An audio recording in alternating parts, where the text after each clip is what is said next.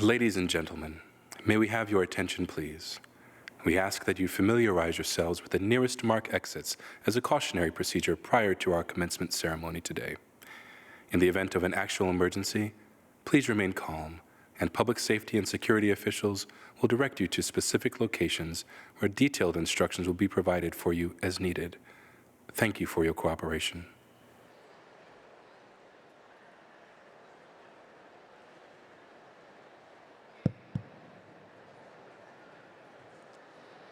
Good afternoon, friends, parents, and family members.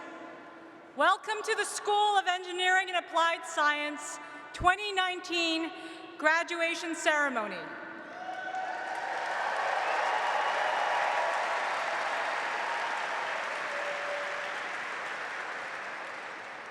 Will you please rise and join me in welcoming Penn Engineering's Class of 2019.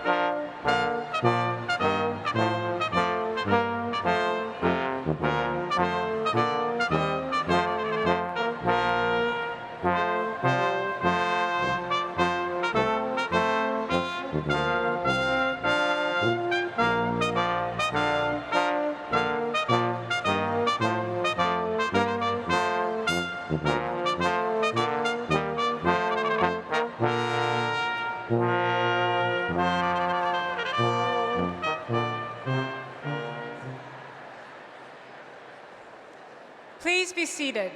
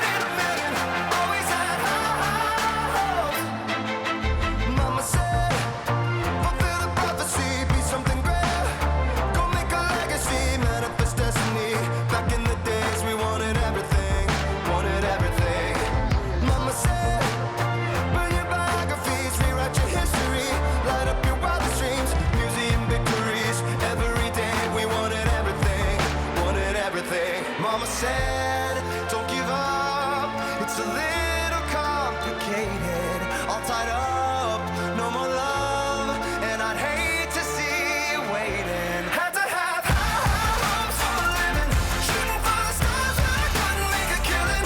Didn't have a dime, but I always had a vision, always had high hopes. Had to have high hopes for a living, didn't know how, but I always had a feeling I was gonna be that one in a million. Always had high hopes. Mama said, something for oddities, stranger cruises. Ain't ever wannabes, waiting the novelties that don't ever change. We wanted everything, wanted everything. Stay up on that rise, stay up on that rise, never come down. Oh, stay up on that rise, stay up on that rise, never come down. Mama said, don't give up, it's a little complicated, all tied up, no more love, and I'd hate to see you waiting. They say it's all been done, but they haven't seen the best of me. So I got one more run, and it's gonna be a sight to see. Had to have high hopes for a living, shooting for the stars when I couldn't make a killing. Didn't have a dime, but I always had a vision, always had high hopes. Had to have high hopes for a living, didn't know how, but I always had a feeling I was gonna be that one in a million. Always had high hopes. Had to have high hopes for a living, shooting for the stars when I couldn't make a killing. Didn't have a dime, but I always had a vision, always had high hopes. Had to have high hopes for a living, didn't know how, but I always had a feeling I was gonna be that one in a million. Always had high hopes.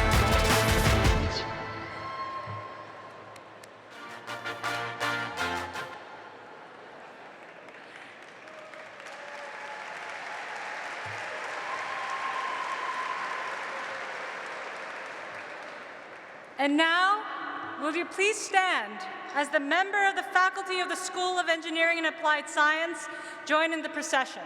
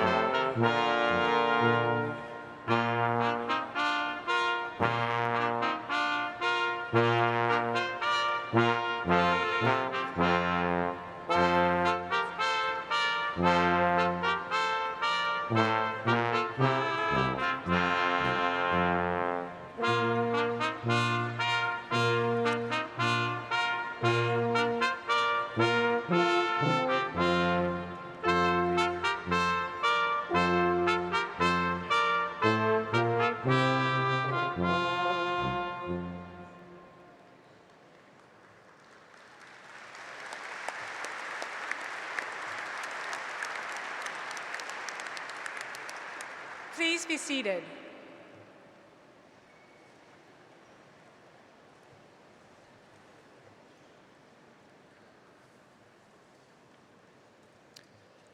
Good afternoon, graduates.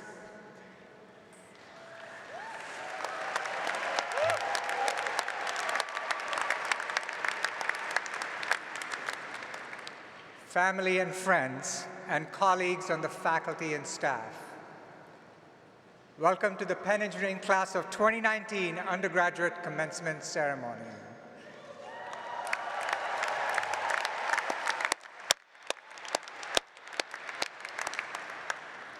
My name is Vijay Kumar. I'm the Dean of the School of Engineering and Applied Science at the University of Pennsylvania. It's an honor to be at this podium on one of the most important days of your life. Certainly the most important day of the academic year. And what a wonderful day it is today. I'd like to first address the parents, siblings, grandparents, aunts, uncles, and friends of the graduates. You've supported and encouraged our graduates for years to come, years before they arrived at Penn, during their years at Penn, and now you're continuing the support even now as you sit here today. You deserve a big round of applause. Thank you.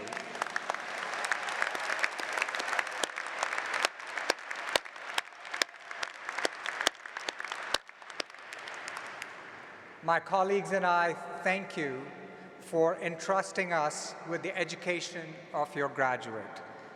We've enjoyed it immensely. We are as proud of their accomplishments as you are. We can only imagine who they'll be and what they'll accomplish in the years to come. To the graduates, this event is for you. We're here to celebrate you, to congratulate you for your accomplishments, and to mark this very important transition in your life. I've been to many commencement ceremonies, but this one is truly special for me. I started my tenure as dean with you. We were freshmen together.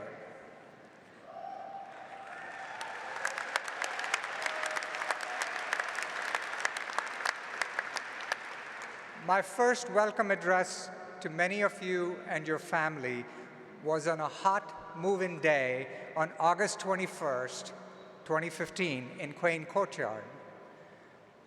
I then spoke, and I'm sure you all remember this vividly, for the first time just to the graduates during New Student Orientation, August 25th, 2015. I don't know about you, but I'll admit, I was a bit anxious. I'd been a professor, a teacher, a researcher for decades, but this was a first for me as dean. And over the last few years, I watched you closely as you charted your successes and worked your way through the challenges that all students face in a rigorous top engineering school. I have championed your accomplishments, your achievements. After all, we started together. We're practically classmates. I've met you in the halls, in labs, at student club meetings, at board meetings. I've had the chance to take some of you out for coffee or lunch. And at every step of the way, I've been impressed with your creativity, with your resourcefulness, with your maturity, and your resilience. Your initiatives have helped us, the faculty, rethink laboratories, rethink student spaces in our buildings. Your fresh ideas have made Penn Engineering a better place, not just for you, but also for your younger colleagues. And so many of you had to overcome personal challenges. You lost family members. You were impacted by international tragedies. Your resilience has been an inspiration to all of us. Many of your senior design projects have not only been innovative, but have also focused on impact. You've set the standards for responsible innovation. During all of this, of course, you worked very, very hard, individually and in teams. Indeed, I estimate that you studied over 7,000 hours while you were at Penn. You likely completed over 500 homework assignments or project reports. And you've taken over 150 tests or exams. And I'm not even factoring in all the sleepless nights just before senior design. And thankfully, I did not have to do all of that. But did experience vicariously the life of a Penn Engineering student, and I think I know almost everything you had to go through. Today, you are the extraordinary graduates of the Penn Engineering class of 2019.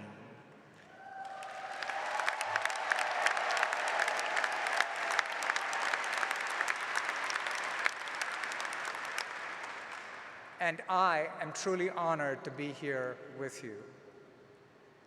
I must say, however, while I enjoy being an honorary member of the class of 2019, I do have the unique advantage of being just a little bit older than you. And this gives me a perspective that I'd like to share with you. It's obvious that the world has changed a lot since you were born. With the dawn of the 21st century on the horizon, your family members may have had a real sense that technology was going to change your lives. But I don't think any of us really knew how. Around the time that most of you were born, more email was sent than postal mail for the very first time. I don't know about you, but the last time I received postal mail was for a jury duty summons. Around the time you were born, IBM's Deep Blue beat Garry Kasparov, the chess master at the time. And you have probably never once questioned that a computer would easily outclass a human being when it comes to board games that involve simple rules and strategies. Around the time you were born, the first hybrid cars were sold in the US. You've probably lived with the expectation that gasoline-powered automobiles will soon be a thing of the past. Dolly the sheep was cloned in 1996. And at that time, we didn't even know if such a thing was possible, much less worry about the social and ethical implications which would follow. You, on the other hand, have always expected your food, your cleaning products, and your medicine to be products of genetic engineering, unless it's specifically labeled otherwise. The worlds we imagine and escape into have also radically changed. The first book in the Game of Thrones series was published around the time you were born. And that was followed soon after by the first book on Harry Potter. And indeed, there's a parallel world between this world of fantasy and the world we live in. As the well-known futurist Arthur C. Clarke famously proclaimed, any sufficiently advanced technology is indistinguishable from magic. And don't the 4 houses in Hogwarts map rather nicely into the 4 undergraduate schools at Penn? And I know we may disagree on which house the sorting hat would place engineers. Some of you will say, of course it has to be Ravenclaw, which selects for intelligence, wisdom, and knowledge. But I think of engineers as the real Gryffindors. And that's because, along with revolutionary change, comes the need for vision, courage, and leadership. Change is often scary, and the faster these technological changes arrive, the less time we have to react and adjust. That means we, as the creators of these disruptive technologies, need to be conscious of the roles we play. Technologies don't just disrupt industries. They have the power to make sweeping social changes. Uber, Lyft, and Didi did not just disrupt traditional taxis. They reshaped human behavior and urban culture, and they're now influencing how governments spend their limited resources on transportation.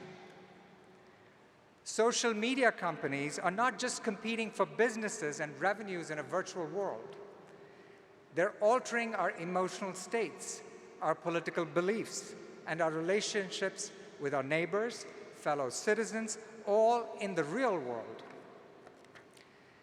New gene editing techniques allow engineering of somatic cells, which could mean the ability for us to eradicate diseases like HIV. However, we already know of 2 babies that have already been born that were subject to germline editing, despite the serious ethical questions surrounding this practice. And every technology we can think of has a hand on one of the levers of climate change. There is an invisible clock that's counting down when parts of the Earth could become uninhabitable. With these ominous changes on the horizon, it's no surprise that escaping into fantasy worlds of Harry Potter or Hogwarts or Game of Thrones and Westeros had so much appeal. The citizens of Westeros, of course, had their own version of climate change to deal with. It was only a handful of heroes who really understood what was meant by the winter is coming. And just like Westeros, rich and powerful were skeptical of this oncoming disaster, our leaders are not currently effective in identifying and implementing plans to confront and alter the course of major issues like climate change. At the end of the day, the fate of Westeros hangs on the one truly disruptive technology in their world, the dragon. While dragons only exist in our fantasy world, the world that is Westeros, there's a metaphor for dragons that makes sense in the physical world. And that's where engineers can come in. Engineers are the makers of dragons that can alter the course of our future. And therefore, we also have this great responsibility to ensure that the dragons are used wisely and well. At Penn Engineering, education is the promise that when winter comes, you will all be ready. You will anticipate it, you will understand it, and you'll build new tools and new systems to address it. And we will all win. It's for this reason, when I look at my fellow graduates, I know our future is bright. I'm eager to see what new dragons the class of 2019 will create and what magic you will conjure. You will always hold a special place for all of us, but particularly for me. I hope you'll keep in touch and let us continue to derive vicarious pleasure from all your accomplishments. You are now a graduate of the School of Engineering and Applied Science at the University of Pennsylvania. Congratulations.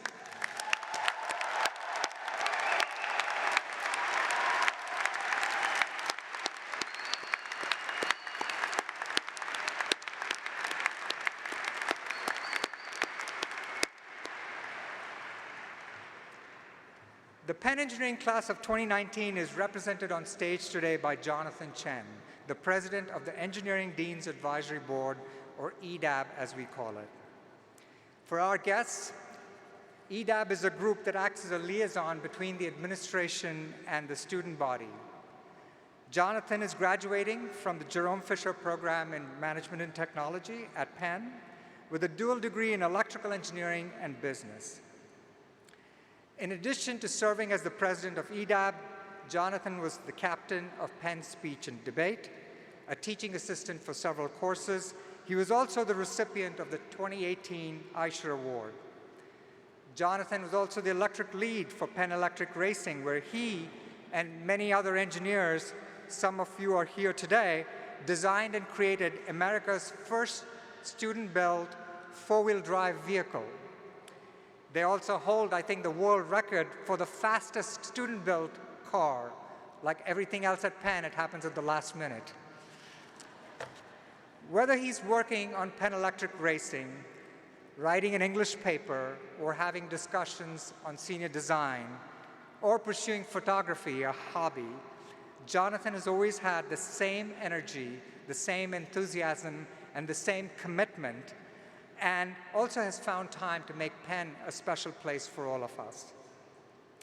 After graduation, Johnathan will attend the Tsinghua University as a Schwarzman Scholar, where he'll pursue a master's degree in business and economics. Please join me in welcoming Johnathan Chen to the podium.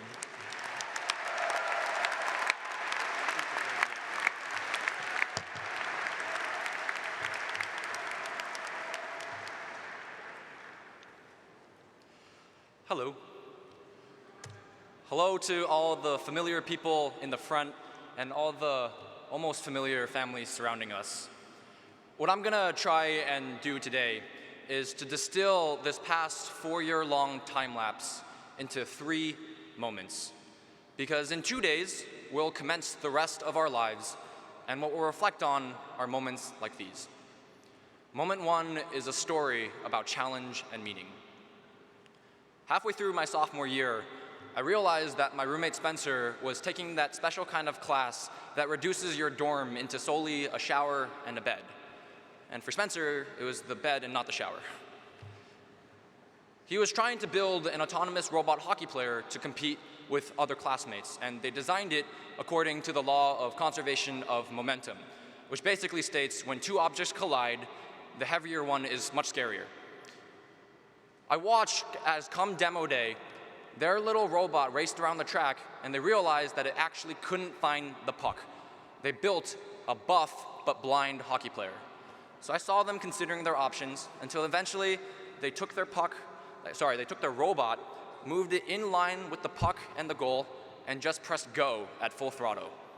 That robot went straight, rammed all of the opposing team's feeble goalies out of the way, caught the puck, shoved it into the goal, then broke the goal itself, and they scored a point. They didn't win, but it didn't matter. The joy was in the work. I think all of us, regardless of major or planned career path, can relate to this story. When we throw ourselves so completely into something that still isn't working. It's when I saw snap story after snap story of people completing their Sys 380 projects, where they had to build a multiple 100-hour project operating system all from scratch. I saw snap captions of most brutal and rewarding project yet. Would never wish this upon my worst enemy ever, but I'm glad I did it. And most recently, I remember my own senior design project, when our idea was still failing at 3:30 a.m. the morning of the presentation. I dozed off in the lab for a few blissful, peaceful moments until Matt, my hardware partner, jostled me awake with a fire I hadn't seen in his eyes. He whispered to me, "Johnathan, it works." 8 months of work led to those 2 words. It works. I've been thinking a lot about why moments like these are so meaningful. Is it that superhero power that we feel when a project succeeds? Maybe. But I think they're primarily impactful because they came after so many months of texts and conversations that ended with, "It doesn't work." That final eureka moment is what everyone sees as the power of engineering, but really, for us, that a project is successful is not why it's meaningful. It is meaningful because of the drive or the responsibility of knowing that failure is expected. I don't think this is an engineering-specific muscle, but we've spent the past 4 years training to realize that our work is not a painting. Our work is not a photograph, it's a painting. It's a painting with layers of mistakes and debugging and problems we wrestle with and problems we wrestle against that we'll continue to paint over. It's a painting. We've spent these past 4 years assuming this responsibility to challenge ourselves and try, even when we know that failure is likely. It's a responsibility to know that everything seems impossible until it's not. How far we go, how much we can stretch, that's the responsibility that makes our challenges meaningful. I think Uncle Ben from Spider-Man got it wrong in this regard. It's not that with great power comes great responsibility. Instead, with great responsibility comes great power. The power to create, to make, to manifest truly wonderful things into existence. My second moment is on recognizing in those times of difficulty the familiar and the familial. When I was 5, my family moved from Dallas, Texas to my current home in Shanghai. I looked out the window that first morning and saw only farmland. No playmates, no playground, no play. And the morning after, I realized that the daily school commute would be an isolating 35 minutes long with no school bus friends, just Mom, who kept mentioning how chubby my baby feet were. 5-year-old me told my mom that I didn't mind the move, but with just enough passive aggression that she knew I did.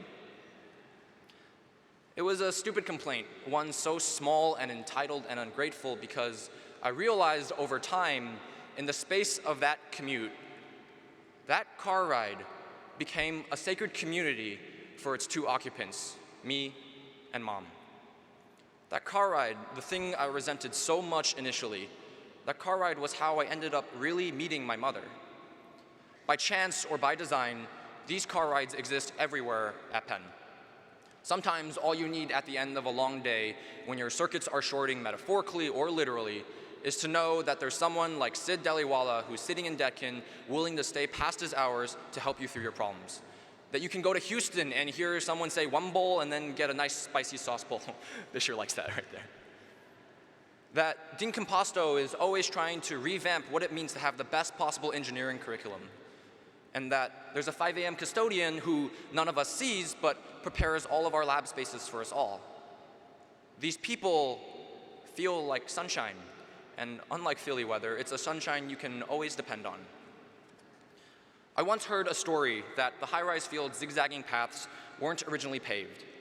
They started out as grass, and over time, the university architect followed the worn and faded paths and cemented pathways there instead. It was a type of architectural natural selection. As students, we've walked these paths every day, and even though we do not know the people who left them there, we do know they were left by all the footprints trying to explore the places longing to be explored. Our parents and the people here were the ones who paved those pathways for us in the past. And now, it's our turn to do it in the future. So that brings me to my third moment, which is right now, here, together with you. At some point in this last month, we've left our final footprints. Maybe it was a friendly locust walk hello, which we didn't realize would become the last goodbye. For the past 4 months, I've kept hearing, or maybe I'm the one constantly asking, where on my Google Calendar has all the time gone? Well, I think come Monday's graduation, the answer will reveal itself. Where has the time gone? Away. Time goes away. That today feels so bittersweet is strange. Commencement is one of the few days we all knew was coming ever since convocation. We did not know, well, we couldn't know, when we would walk into our favorite class, when we would meet our best friend, when CIT Sender would invade our email inboxes. None of that we could know. But today, this day, this one was known from the beginning. Everything has an expiration date, even the home we have created for ourselves. They say Penn is a bubble, and right now, I really don't want it to burst. As I contemplate leaving this place of great risk and comfort, I find myself realizing that as hard as it was to get into Penn, it might be harder to get out. To paraphrase Macklemore, I wish somebody would have told me that someday soon I'd realize these were the good old days. It's time to close our 50 suspended Stack Overflow tabs, turn off the soldering iron, clean up the biolab. Yes, time goes away. But thankfully, away is a place too, and it's where we head to now. So to all the people who move through space and time to catch a 5-second glimpse of us walking across the stage in a sea of black robes, here's to you. Here's to all of our support vectors, biological, chosen, and virtual. It's because of you that we made it through the hard times. And it's because we needed you that we know what is challenging is worth chasing. You know what we get to do now that we're leaving? All of us, regardless of profession or career path, all of us get to go create things. Big, vast, great, beautiful things that dictionaries may one day write down as the definition of ambition. Big things that move our lives forward in better ways, or maybe even just less worse ways. This is a great job, which is another way to say, this is a great responsibility. What a perfect way to say thanks to those who made it possible. Thank you.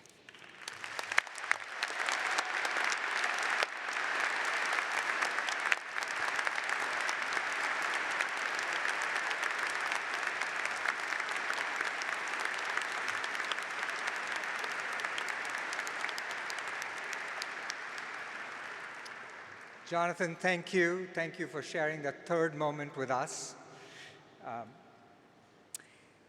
If we play a word association game, and I start with the word engineer, the word that should immediately come to your minds is impact.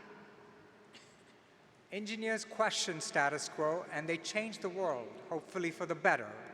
They have impact. Today, it's a pleasure to introduce to you and welcome a member of the Penn Engineering class of 1976 whose career has been defined by the word impact. Egbert L.J. Perry is the chairman and the chief executive officer of Integral, a company he founded in 1993 with a mission to create value in cities and rebuild the fabric of communities. Egbert is widely regarded as an innovator in the field of urban development and revitalization. He's led many projects across the country with affordable, luxury, and mixed-income housing solutions integrated with master plan, mixed-use, and transit-oriented developments. He's helped shape public policy on housing, community and economic development, regional planning and development, public-private partnerships, and K-12 education. An honors graduate of Penn, Egbert received both his Bachelor of Science and his Master of Science degrees from Penn Engineering and an MBA from the Wharton School.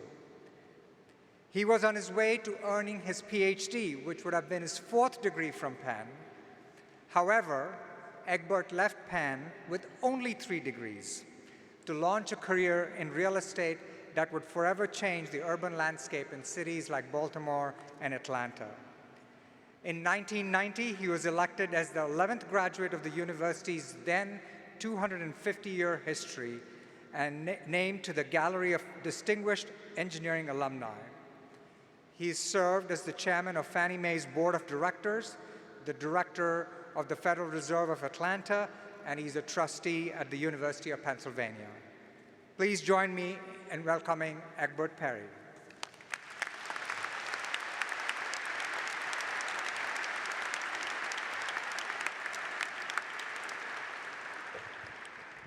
Thank you, Vijay, very much. And a warm greeting to all of you guys, and I mean that all genders, you guys out there. This is a strange experience for me, but I'll talk about that in a minute. But I do want to extend those greetings to the parents and family members that made today possible for you, and to all of my colleagues here on the stage. I was told that I have 10 minutes to make some remarks. So there goes about 5 minutes of jokes, lies, and stories, and so on. So consider this to be speed dating, and and I'm the only one talking. For me, this is surreal. As an undergraduate, I recall engineering professors and school administrators bringing in a bunch of old guys. Yes, they were almost always guys. And they seemed ancient to me at the time. And they told us about the wonderful lives they've lived and all the great things they have done since they left Penn. And now, I am embarrassed to say that I am one of those fossils. And so to help you better understand the fossil label, there was no PC invented when I was at Penn. I know, think about that. We shared one payphone on every floor of every dormitory, in every dormitory, and we had to go and find the person for whom the call was being sent. If someone had a Texas Instrument calculator, they were gold. They were the superstar. When we had work projects, we would first try and find someone who had a Texas Instrument calculator to join the team. There are other ways I could demonstrate my fossil cred, but you get the idea. So, what do I want to do while I have your attention, the attention of some of you, for the next few minutes? I want to give you a little bit of background on the speaker, may not bore you, hopefully, help you get a view of the world that's a little bit different than perhaps the lens you look through now, and then finally, hopefully, challenge you a bit. So quickly, I'm a transplanted immigrant from a little island in the Caribbean named Antigua. I'm number 9 of 11 kids, and I had parents to die for, the best parents a kid could have. We had very, very modest means. A year at Penn was more than 5 times the annual income of my entire family. My interest in engineering was really by accident. When I was around 10 years old, one of my brothers was in school in California, and he sent home a volume of Britannica encyclopedias. After graduation, go and ask your grandparents what Britannica encyclopedias are. And when my mother, on Sundays, when she was awake, we would have to sit at the dining room table and look at the pictures. And I saw a suspension bridge, and I asked my father what profession did that. And he said, civil engineers. And just like that, my career choice was picked. I was going to be a civil engineer. Years later, I won a scholarship to finish a boarding school in New York City, and that brought me to this country. Now, I got into Penn and was admitted to the class of 1976, and while today I aspire to change the world, my aspirations were always not that grand. I recall in my senior year, I received one of the highest salary offers for a Penn engineer in that year. Blurt it out. What do you think that was? Somebody. Try $12,500. So I said, that's not going to work. I need to do something to increase my market value. I had visions of a $20,000+ a year job, a nice car, and a Playboy-style lifestyle. At Penn, we always shot high. So I enrolled in the PhD program in engineering, but my roommate convinced me that I really should go to Wharton. So somewhere in there, I changed to a master's program and got my MBA, as you heard Dean Kumar say. And by the way, when I switched out of the PhD program, my mother never forgave me, and I have regretted it every day of my life. But it was a pivotal decision for me because it meant that I was going to do, unknown at the time, something both technical and business-oriented. And in the vein of life is what happens when you are busy planning, here is what happened. When I graduated from grad school, I did get that nice, high-paying job. But my nice sports car was a $250 Dodge Dart with no air conditioning. And I only got one girlfriend. Now, some people told me the reason I got one is because of the car, and that I should have considered myself lucky to even have gotten one. Poor woman, she was at Penn. She has been my wife for the last 39 years.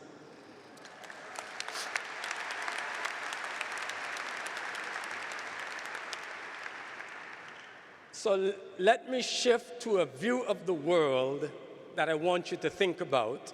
And it's going to be a little bit bleak, a little rough, but just hang in there with me for a couple minutes because it's important. On the ground I tread every day, I get to see what, as a nation, we truly value. We ought not to be proud of the message that we send to the world, because it says we do not value much. Over the past decades, I have watched the country drift further and further from its ideals. It's almost as if there's a permanent magnetic field that's screwing up the compass and keeping it from showing true north. We have become more tribal. We have doubled down on our legacy bigotries and biases. And we have continued to write off whole segments of our country because they are not a part of the majority. In the process, we have devalued significant numbers of our human capital and harmed our global competitiveness. And strangely enough, that little piece of rock in the Caribbean where I grew up gave me a unique perspective. You see, I grew up in that proverbial African village. You know the saying, it takes a village to raise a child. All of the adults were organized and organized themselves to look out for the young people. None of those adults told me that I never was, am not, and never will be anybody. Quite the contrary. But the most important reflection when I think back to those days is the fact that I grew up in a place and at a time where poverty was not a crime. You see, today, unfortunately, in this great country of ours and many of the great nations of the world, poverty is a crime. And if you're born poor, and God forbid, black or brown, the sentence for that crime is the worst educational options or opportunities and the worst living environments. And to change the trajectory, which is set before you even leave the womb, to move that trajectory from here to here requires great heroic efforts. Somebody's got to care. It requires caring adults, something that's really in short supply today. So this room is not typical of what's out there in the rest of the world. Couple more short things to help paint a picture. I was a student here at Penn in the 70s, and I often recall the unlucky encounters I had with Philadelphia police on Penn's campus, because Penn didn't have police. Penn police didn't patrol Penn's campus. And on this wonderful grounds, I was picked up for rape, robbery, grand theft. I stared down a police gun barrel twice. I have been at police lineup, all minding my business as a student here at Penn. And in any one of those situations, I could have moved a little too suddenly or believed that there really were civil rights that I should take for granted, and I could have been one more statistic, a justifiable homicide. That's another reality. And the last one is, Dean Kumar said that I was the chairman of the board of Fannie Mae. Fannie Mae is the largest financial institution in the country by size, perhaps the world.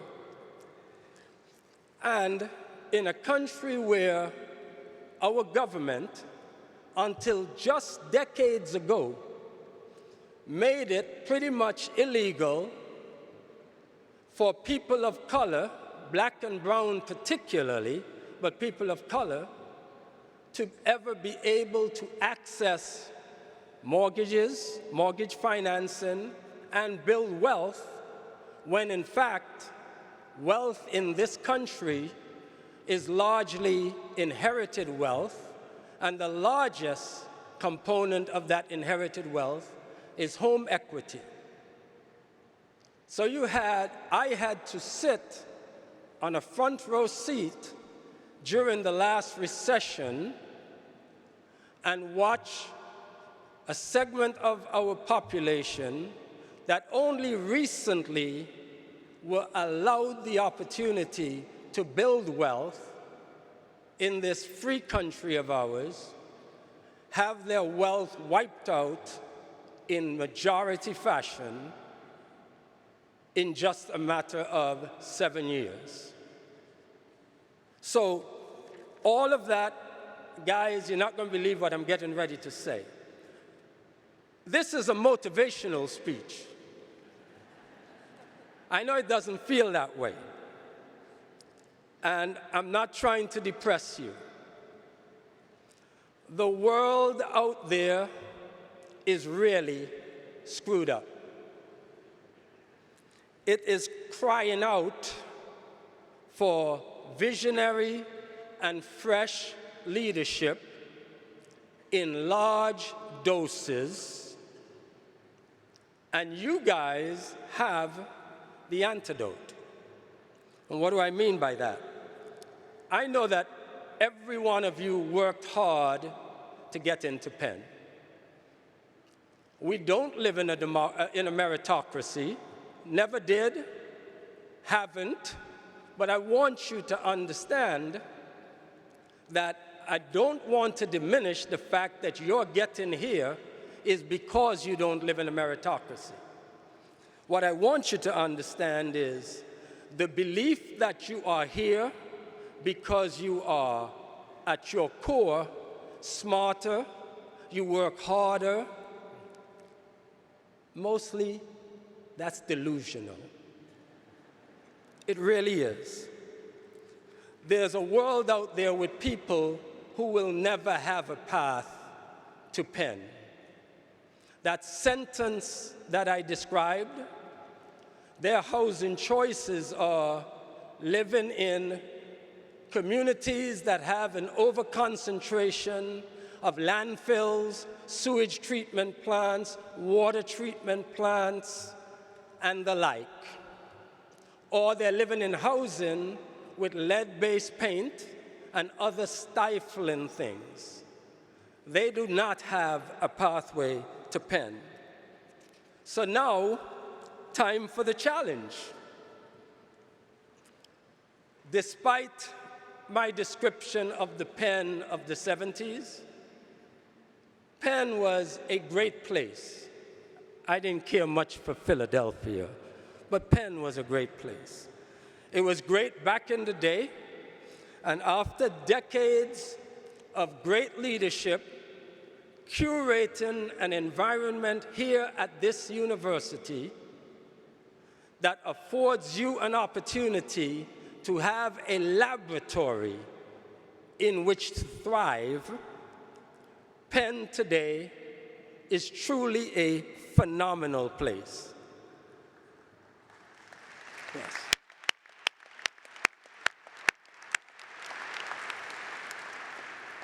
And you are in that 1/10 of 1% of the people that got a chance to come to an institution like this and take advantage of all that this institution had to offer. And here is the ultimate insult. Every dean, every year, the dean, since I last walked the halls of town school, would say, this class, talking about every successive class, this class was the best class ever. How the hell do you think that makes me feel from 43 years ago? But the point is, the young people I am looking at out there today, even if the movement from year to year is that big, 43 of them is a lot. You are unique individuals with great talent and great opportunity. And the good news is, I do believe you're up to the task, because here's my compliment and then my challenge statement. I wasn't too sure about you bloody millennials. When you're texting each other and you're only 3 feet apart from each other as kids, I thought the world was in bad shape. But as you grew up, I don't know where it came from, but you developed a certain commitment and sensitivity to social justice. You are activists. You fight for race and gender issues. You love the planet. You love transit. And when you're not living in mom and dad's house, you live in smaller spaces and spend time outdoors. You have flipped the script. We were told, get a job, make as much money as you can, and then what usually happens, and if you can, raise a family and follow the American dream, but as you got later, you realized, I haven't really done anything. And you start giving away your money, hoping that the guy up there will say, you lived a good and important life, just before you get up there.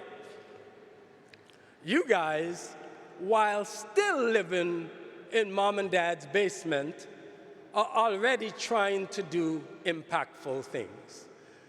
I really do mean that is unusual, and you have flipped Maslow's hierarchy of needs theory on its end, because you are self-actualizing from the very beginning. So, I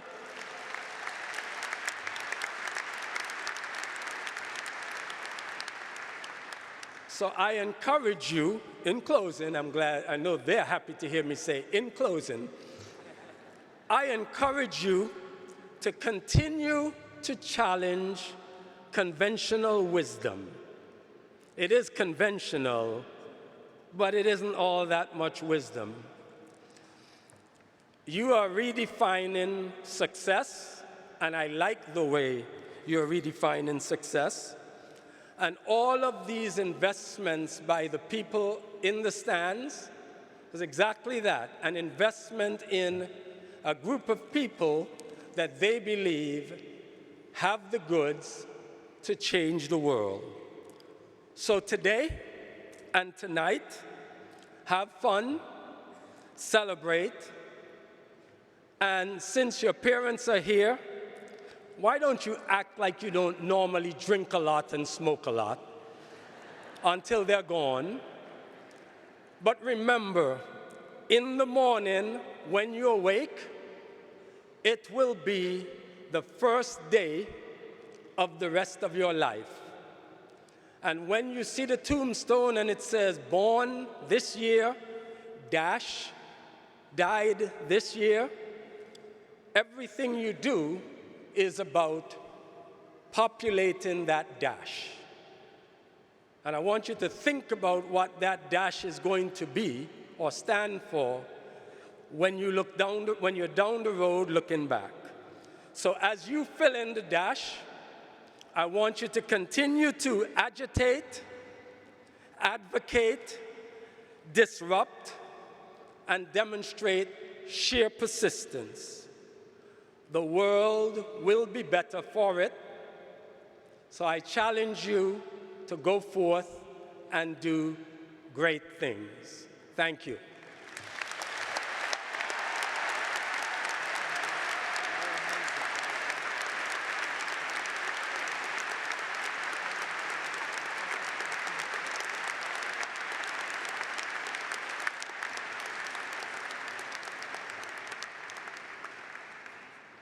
Thank you very much, Egbert. Those are powerful words.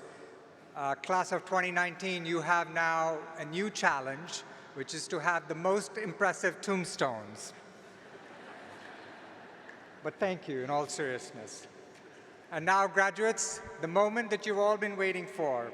I'll invite Associate Dean, my colleague, Professor of Material Science and Engineering, Dr. Russell Composto, to join me in the podium. He and Dr. Sonia Guak will lead the roll call as all of you receive your degrees.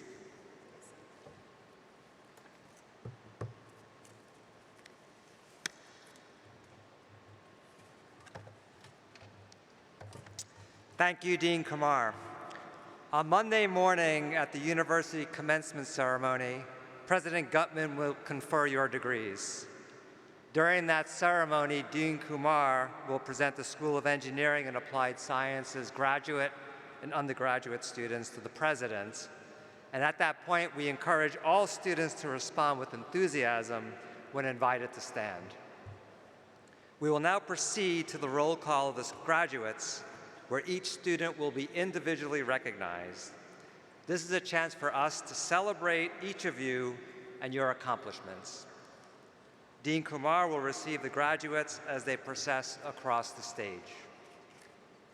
It is now my pleasure to announce the graduates from the Department of Bioengineering.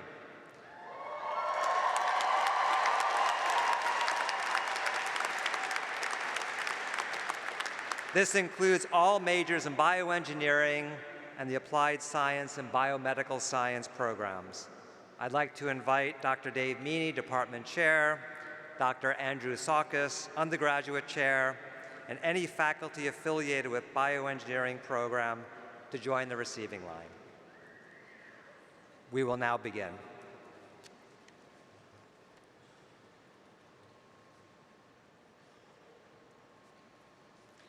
Dana Abulas.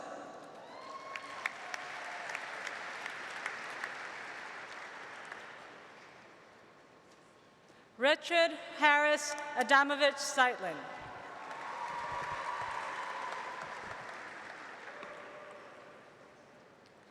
Dayo Adetu.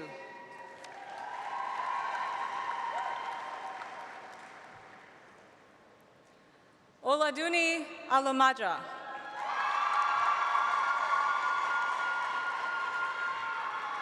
Abigail Sarah Anmuth.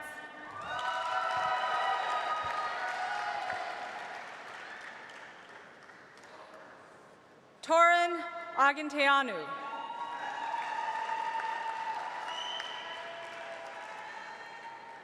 Caroline Babcock Atkinson.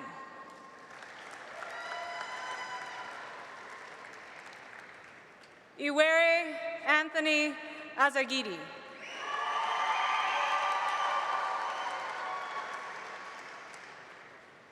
Shuting Sarah Kai.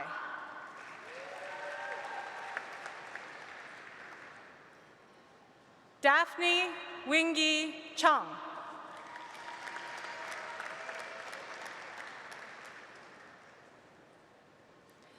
Abel Dawit.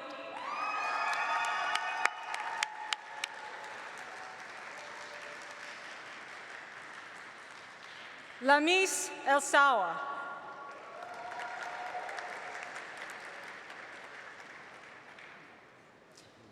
Preston Ikenna Eni.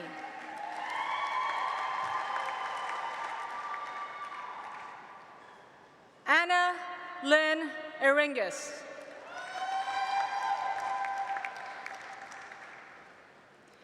Carolina Ferrari Sierro.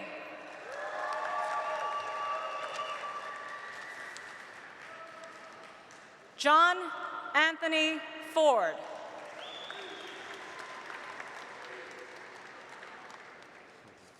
Kelsey Alexa Freiberg.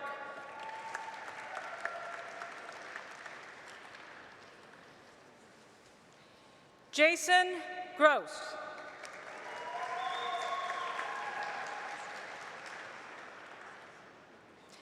Eden Harris.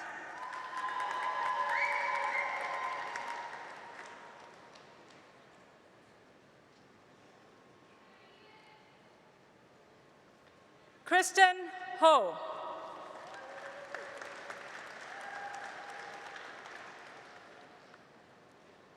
Ishwar Ainapuri.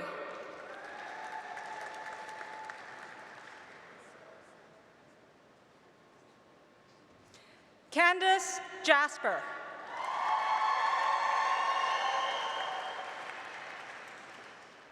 Brianna Karpowitz.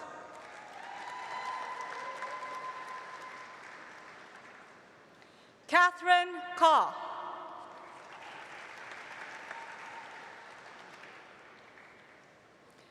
Gabriel Kiwuk Ku.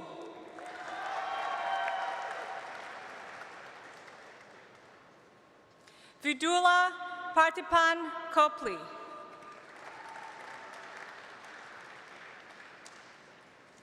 Olivia Claire Lang.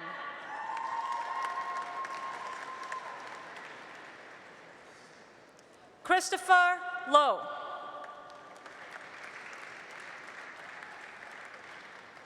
Joseph Cole Majori.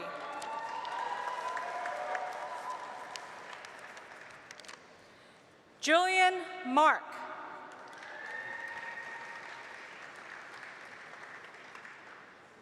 Wei Meng.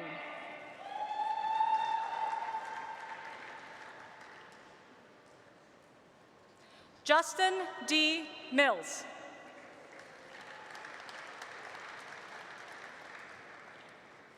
Vanessa Marie Moody.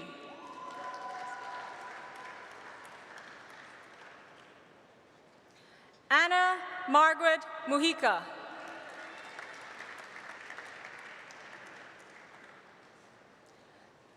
Madeline Paglianov.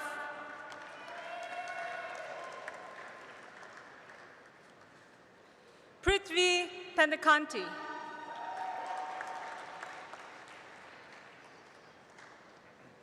Sarah Panaki.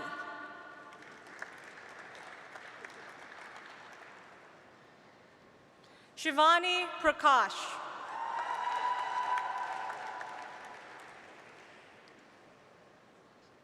Kayla Przelski.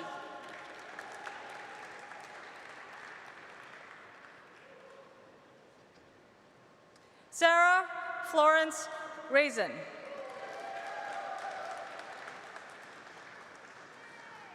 Chase Rapine.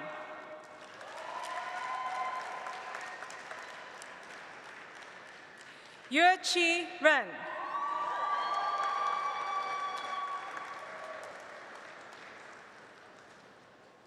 Jared Rifkin.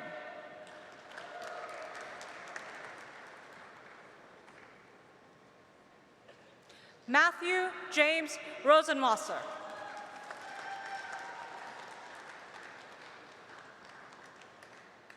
Rohit Shinde.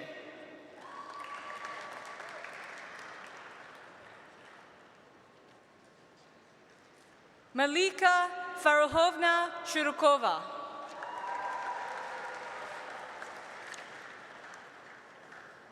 Sandy Nim Tang.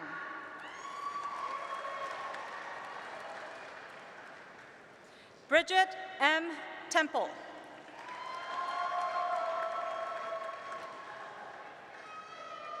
Shelley Teng.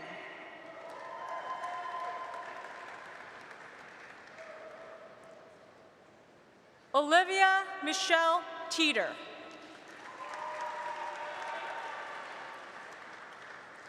Blake Thomas.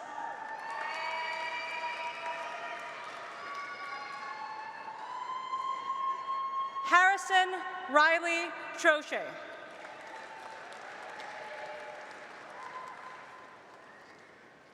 Alfredo Enrique Tovar Walker.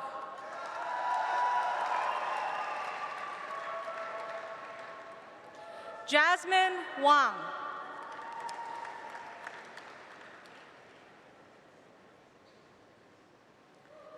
Theodore Wang.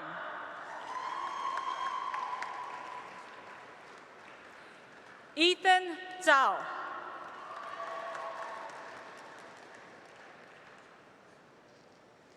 Mary Shinru Zuoke.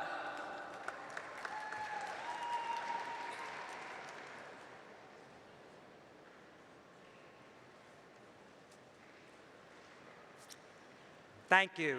This concludes the announcement of graduates in the Department of Bioengineering.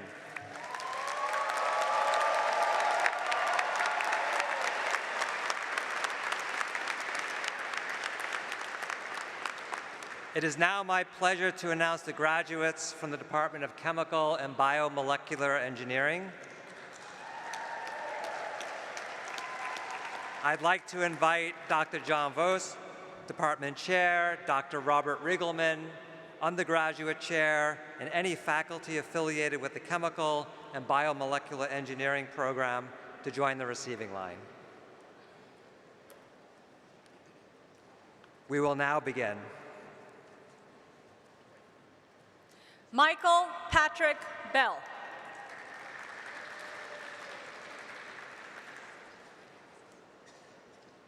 Elena Chu.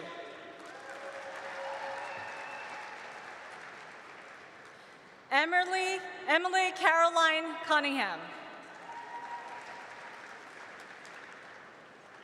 Tyler John Durkin.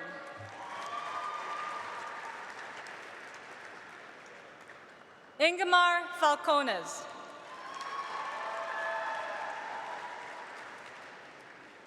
Mark Anthony Jaja.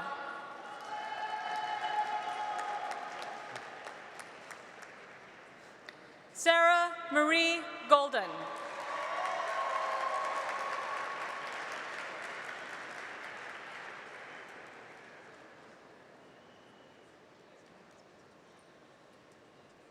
David Anthony Gutierrez.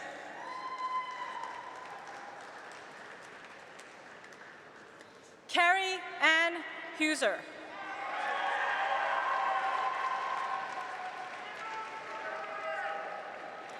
Craig Yonke.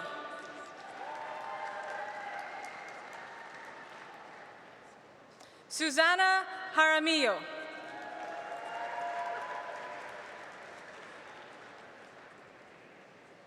Kyle David Kersey.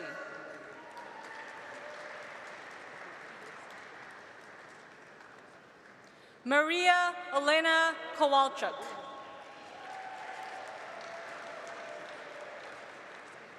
Andrew Paget Langalis. Gabrielle Leon.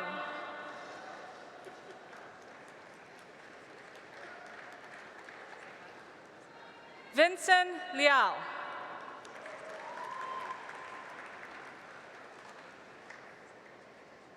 Najib Mukim.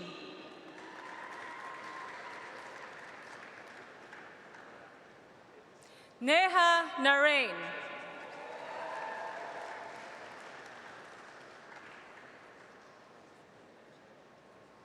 Pensiri Naviroj.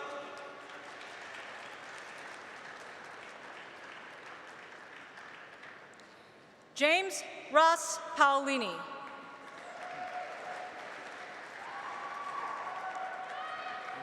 Matthew Christopher Peters.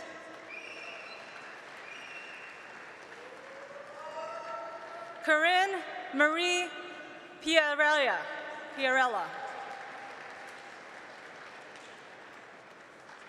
Jacqueline Stokes.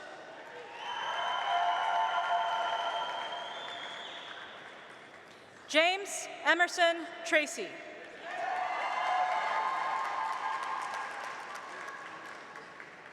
Ryan Tu.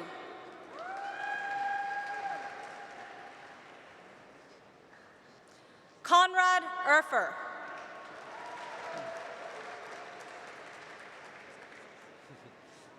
Kaiwen Wang.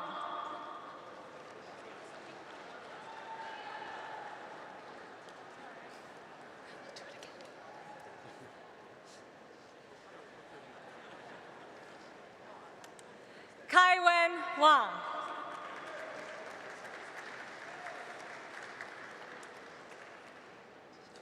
Brielle Mary Knievi Weiner.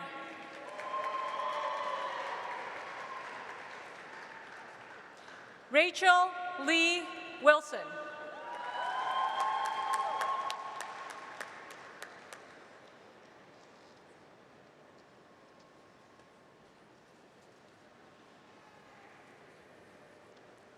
Thank you. This concludes the announcement of graduates in the Department of Chemical and Biomolecular Engineering.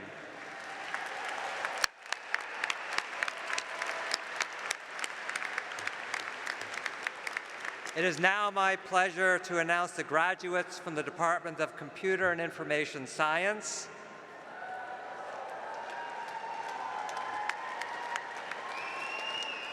This includes all majors in computer science, digital media design, networked and social systems engineering, and the applied science degree programs. I would like to invite Dr. Zachary Ives, Department Chair, Dr. Andreas Haberlin, Undergraduate Chair, and any faculty affiliated with these computer and information science programs to join the receiving line. We will now begin. Mernalini Agarwal.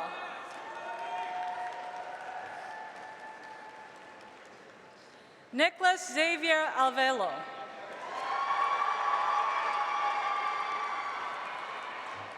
Hyungjun An.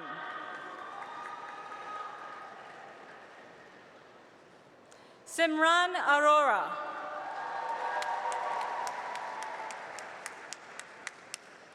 Edward Allen Atter.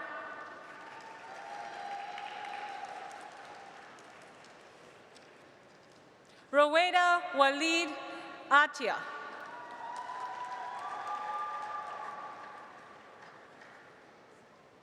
Tamara Balderas Noel.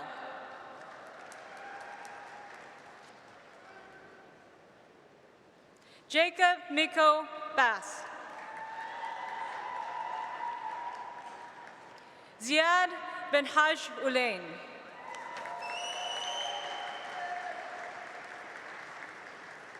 Jesse Berlina Sachs. Denise Baser.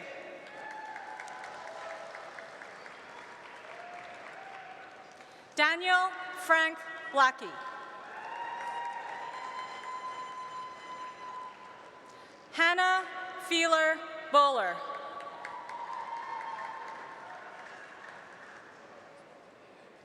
Adele Josephine Boyarski. Drew Sebastian Boyette. Carlos Bros Gallego.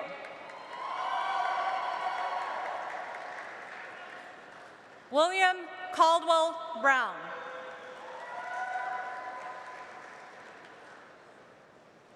David Buckman.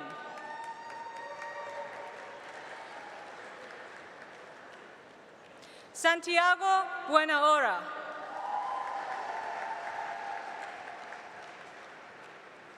Sunia Rayman Bukhari.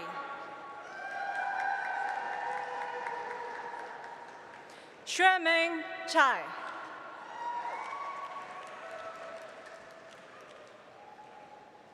Kelly Lynn Carlson.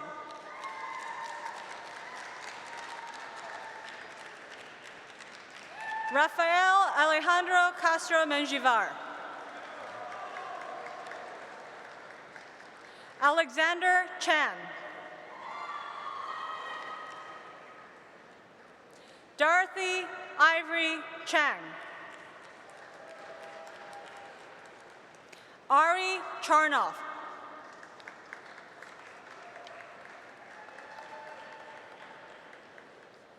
He Chen.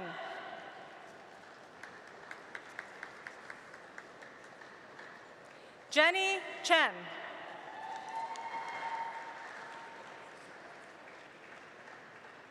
Ryan Ming Chen.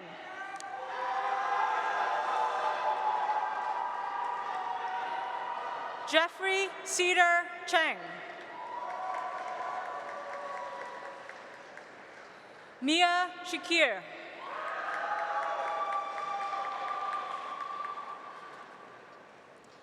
Eric Chu.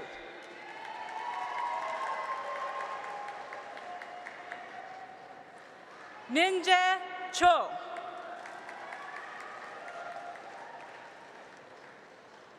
Tamne Chordia.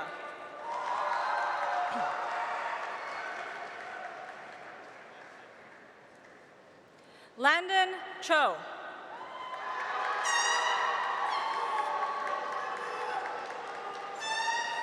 Hyojang Chun.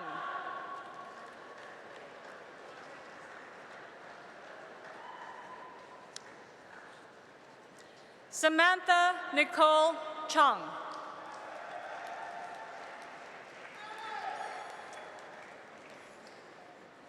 Scott Collins.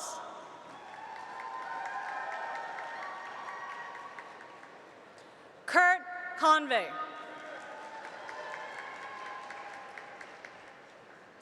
Dhruv Dabriwal.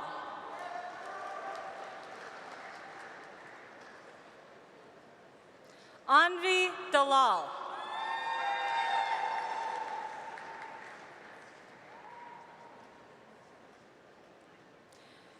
Garrett Darley.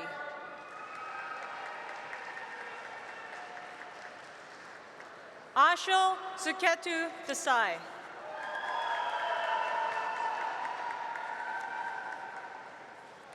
Somil Desai.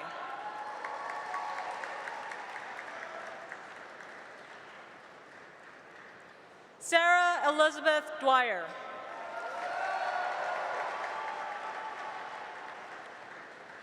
Anastasia Efremkina.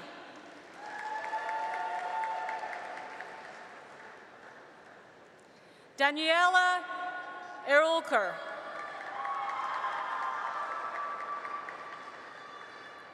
Shure Fa.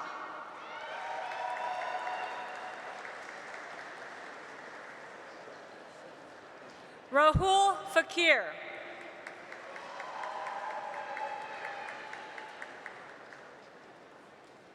Edward Benjamin Finneran.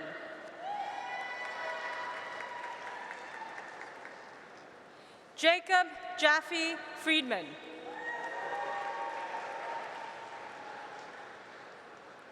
Stephen Gulbon.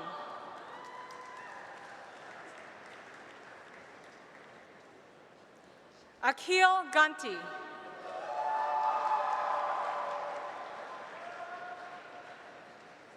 Kunal Garg.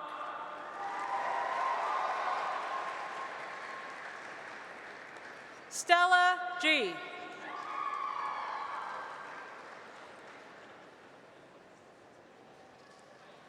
Oleg Girjak.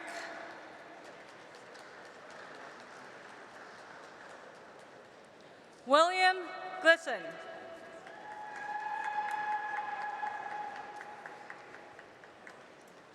Solomon Laser Goldfarb.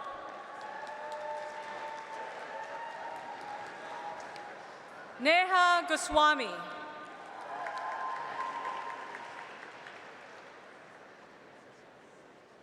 Alex Wood Graves.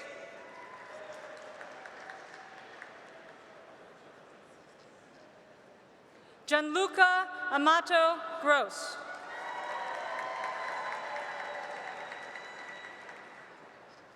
Darren Guzal.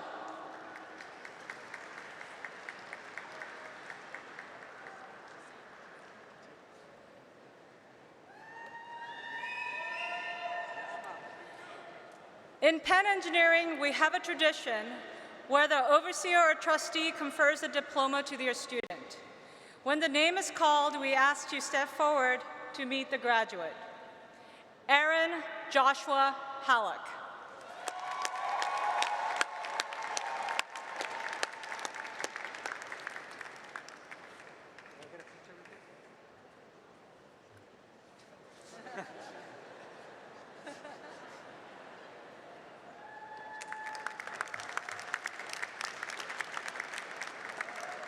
Max Winston Hartman.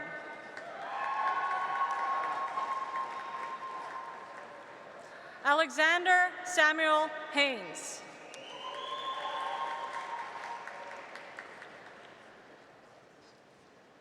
Alan He.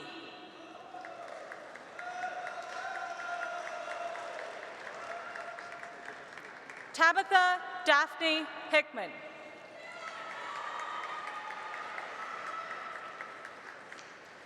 Ethan Horing.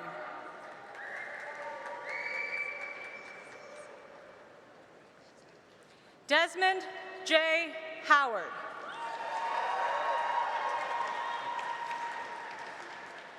Feng Jin Hu.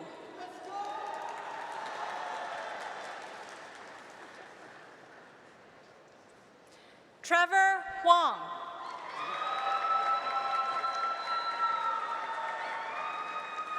Victoria Huang.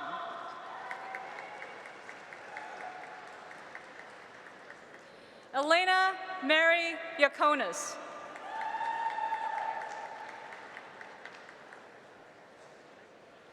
Shivansh Inamdar.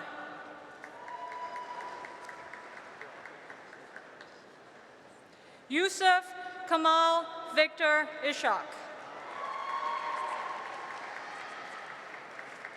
Ronnie Iyer.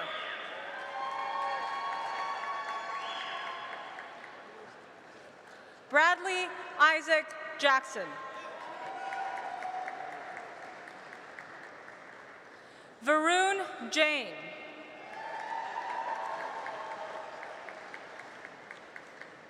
Nick Zhang.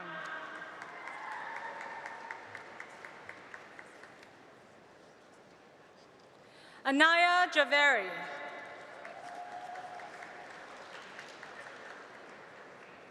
Ben Judd.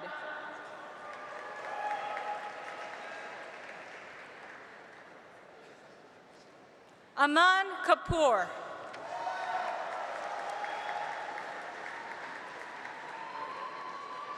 Abhinav Karale. William Kayat.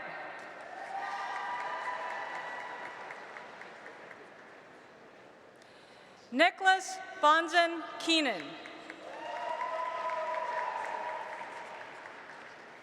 Nathan Venkat Kidambi.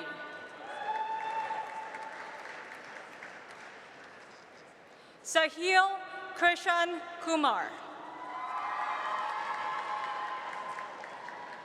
Rahul Kuverji.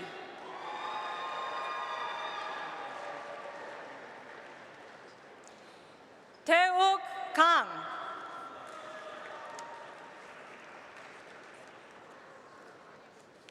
Suzanne Esther Knopp.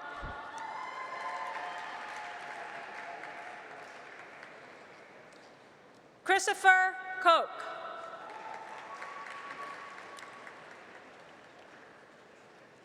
Yuan Kong.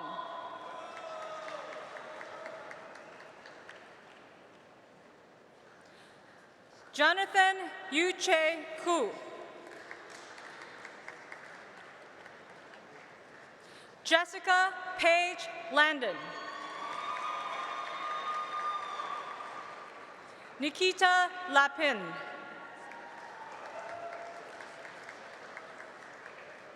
Chloe Lee.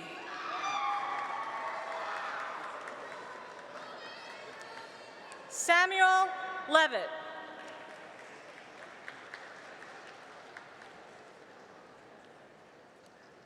Crystal Junhee Lee.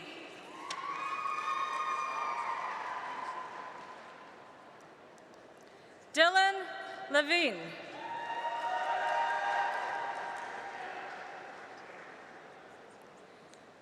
Mara Rose Levy. Yifang Li.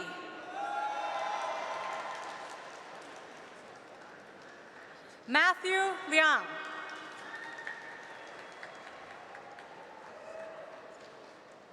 Hunter Max Lightman.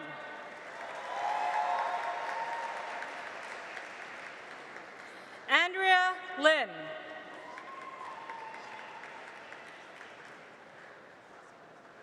Regina Lynn.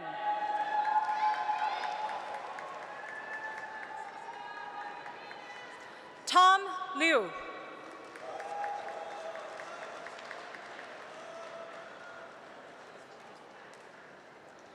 William Lun Lowe.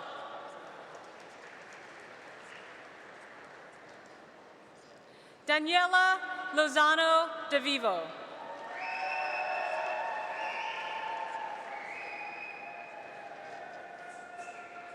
Zhengyi Luo.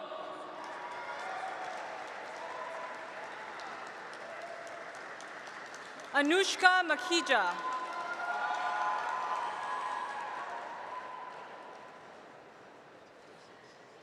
Vanessa Kudzesh Makurvaro.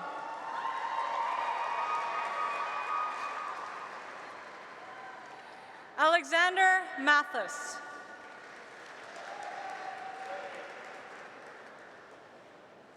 Trevor Reese Morcutt.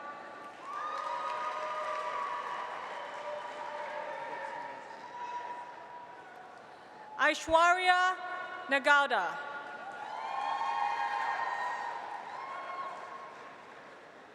Karishma Nanwani. Emmett Naiman.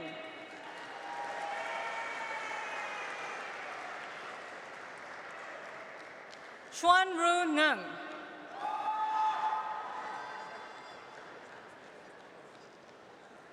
Ipek Eleda Onur.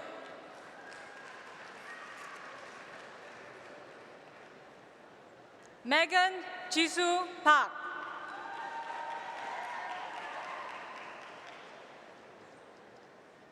Aspen Cole Palatnik.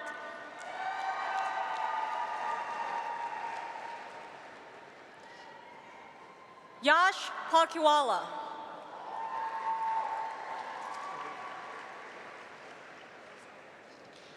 Ryan Joseph Paul.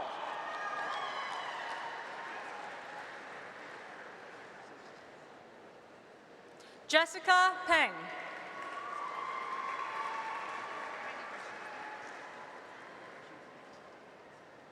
Andrew Petrosky.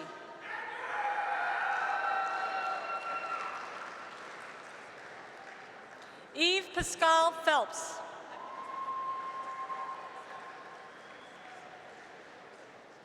Naomi Popkin.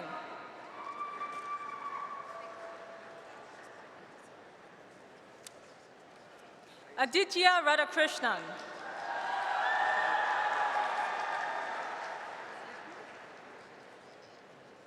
Aaron Manoj Resingani.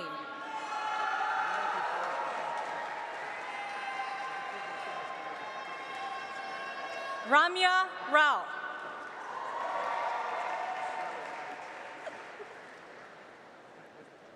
Elizabeth Joy Reckart.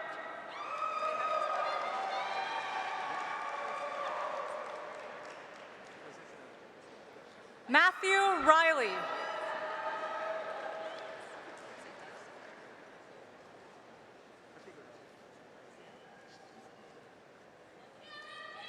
Elizabeth Joy Reckart.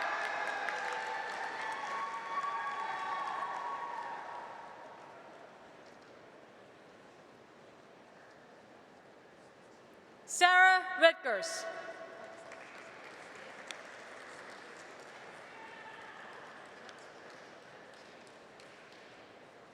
Jordan Rosen.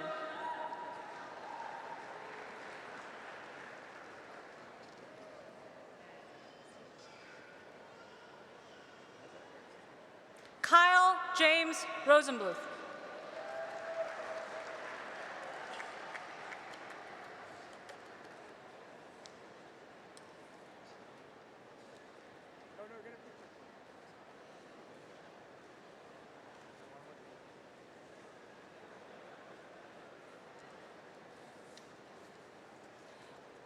Gabriel Rumi.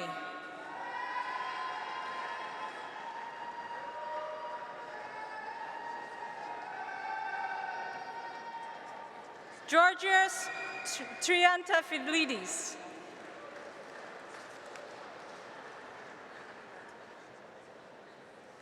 Deepan Saravanan.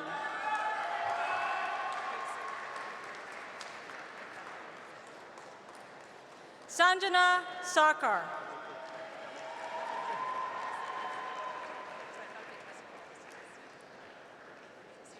Arnab Kumar Sarkar.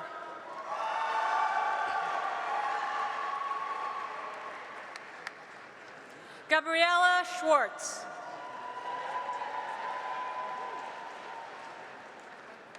Jamie Rachel Schwartz.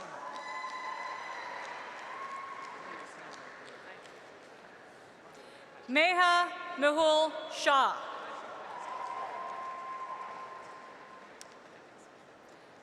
Sadat Sheikh.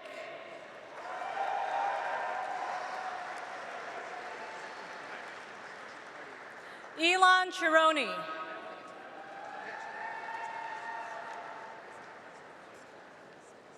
Justin Shaw.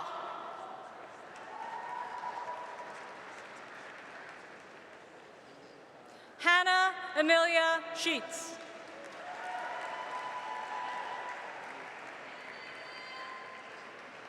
Addison Elizabeth Shelley.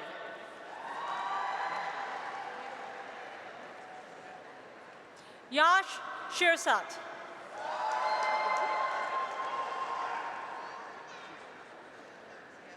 Ameya Shiva.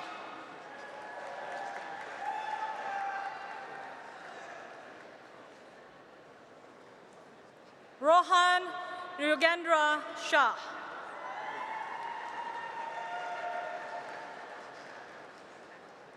Aditya Srivatsan.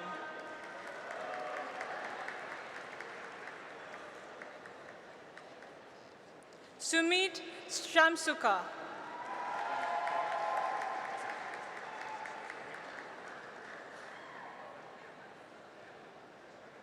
Jacob Snyder.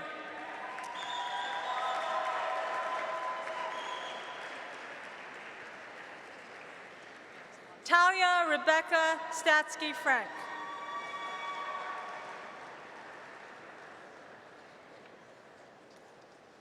Emmanuel Suarez Acevedo.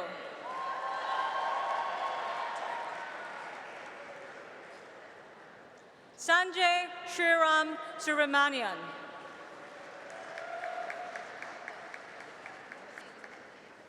Wendy Sun.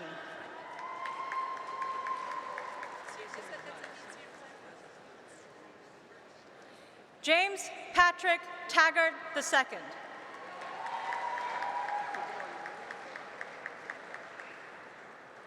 Giuseppe Nicholas Tellini.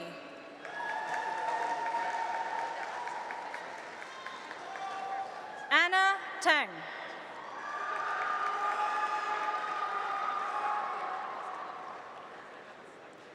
Kevin Lee Thomas.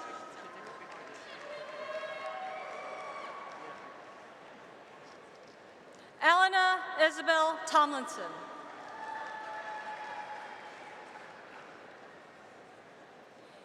Jamie Ann Rose Tomlinson.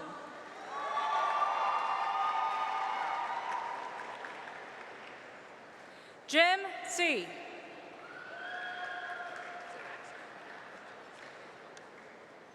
Tristram Comet Tuttle.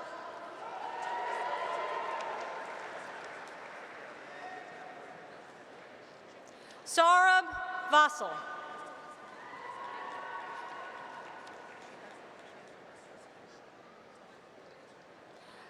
Abba Vidula.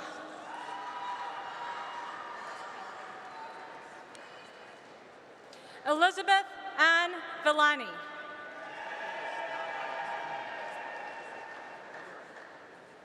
Rodolfo Manuel Rojas Villarica.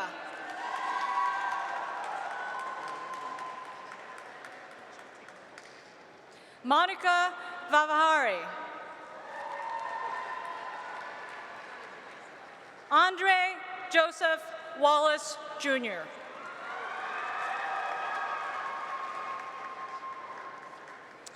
Alec Kai-Chao Wang.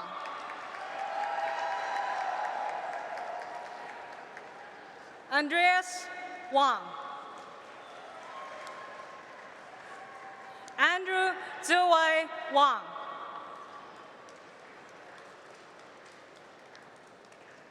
Jason Wang.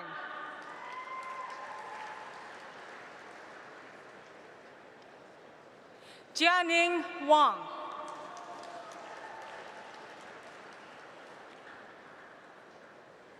Oliver Chanyuan Wei.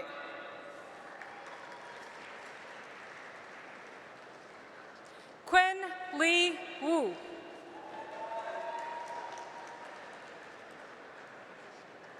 Ben Yang.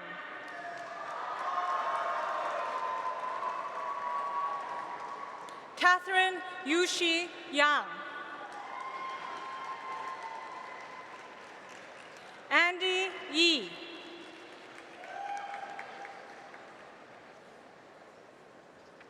Hannah Yen.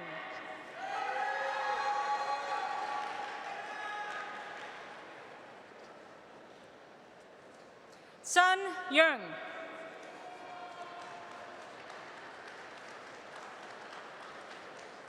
Ho Hun Yu.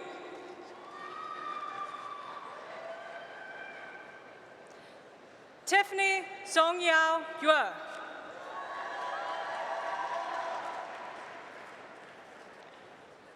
Robert Andrew Zarjak. Wenting Zhan.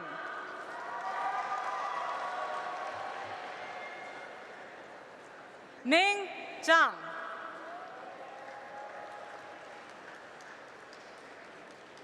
Robin Zhang.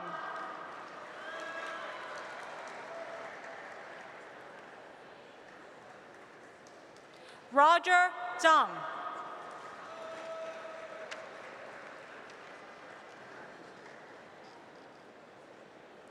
Hantong Tony Shao.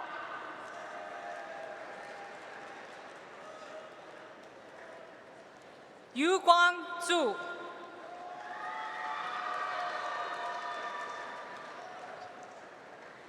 Zishuan Zhang.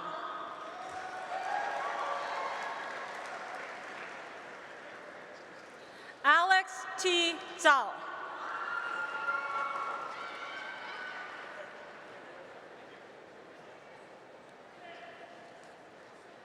Zhe Zhou.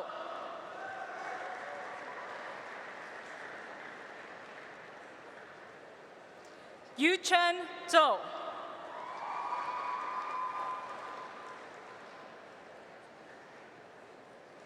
Henry Zhu.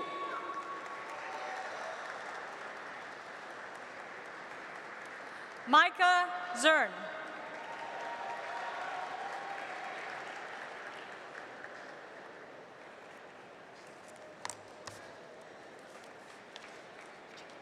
Thank you. This concludes the announcement of graduates in the Department of Computer and Information Science.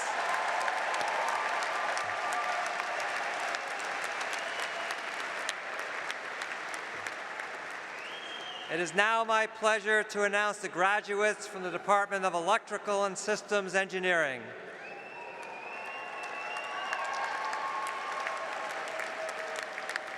This includes all majors in electrical engineering, computer engineering, and systems science and engineering degree programs.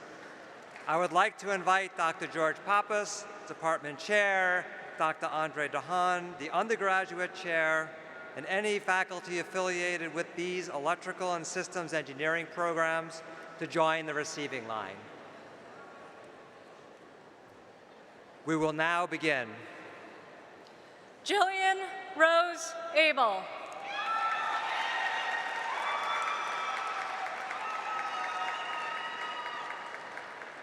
Jeet Gautam Adani. Rohan Agarwal.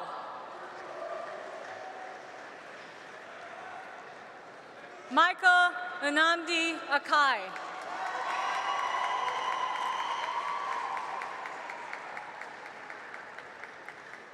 Christina Amusategi Garcia Perry.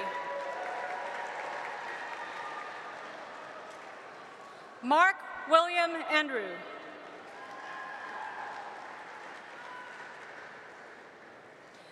Natalie Nicole Babandeji. Jenna Barton.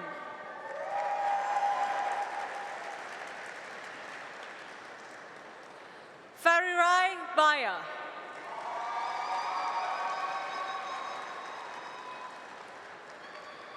Brooke Trimble Bearbaum.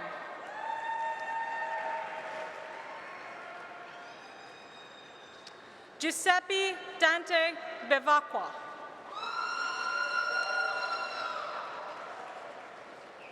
Teresa Burns.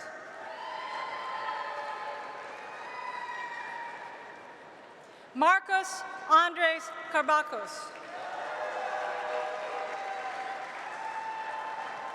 Abdurrahman Kam.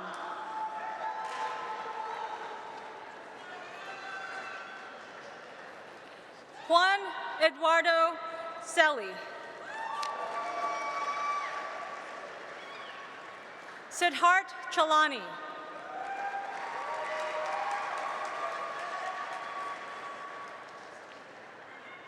Victor Chen Chek.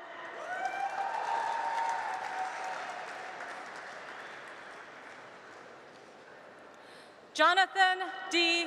Chen.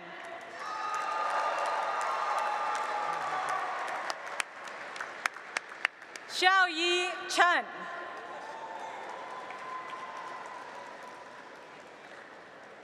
Sohum Gautam Daftari.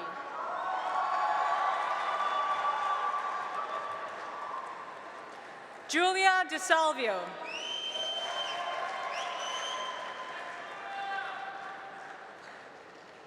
Eric Kaluen Dong.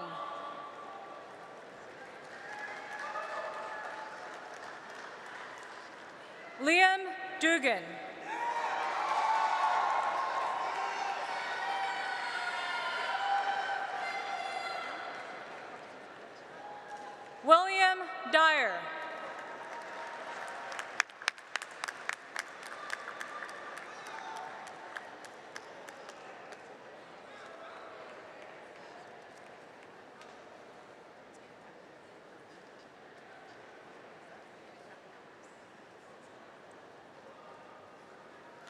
Alexander Evelson.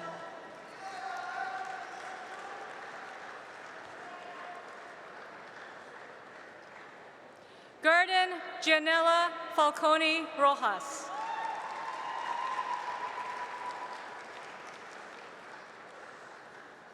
Fang Yi Fan.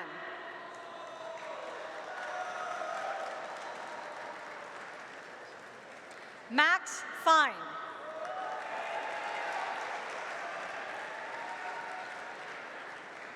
Braden Mitchell Feinberg.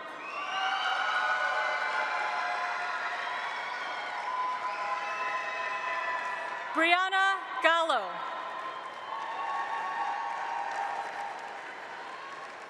Lucia Game.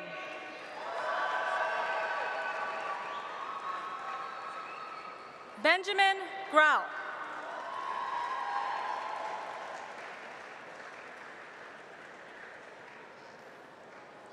Bishop Auni Isa Haddadin.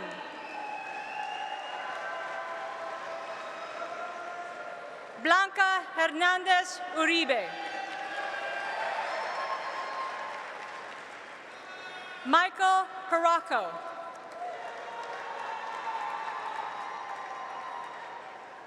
Eileen Eileen Huang.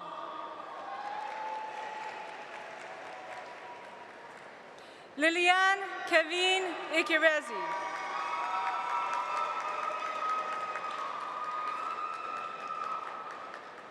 Scott Isaac.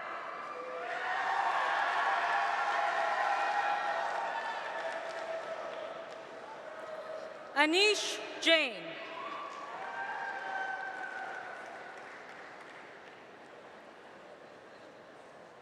Rabil Jawade.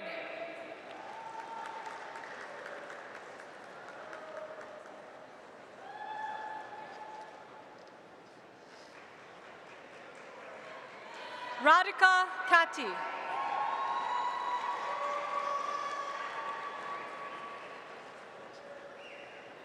Julia B. Keys.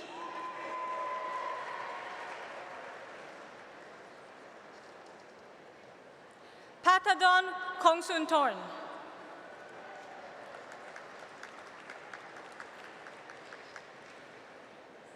Ryan Kofilezi.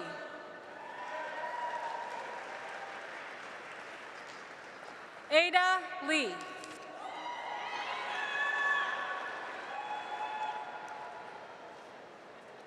Shadrach Leland.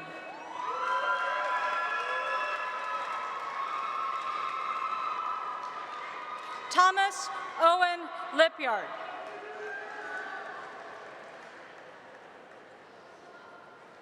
Connor McKean.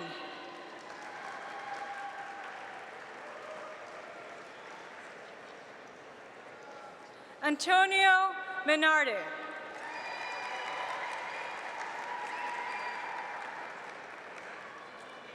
Justin Isaac Miller.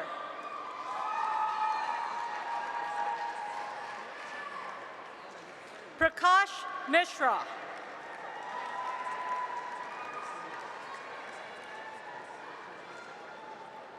Christopher M. Powell.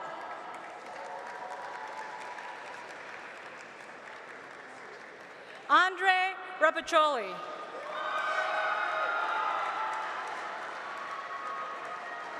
Saku Valteri Rimali.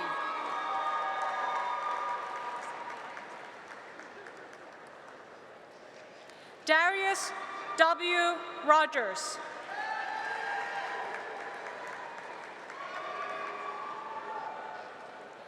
Jason Alexander Schwartz.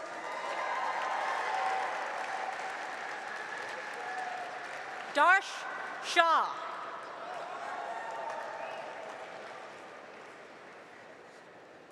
Dmitry Shatalin.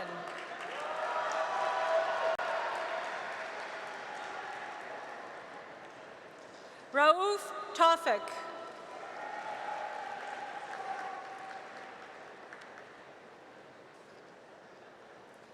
Devon Sean Tierney.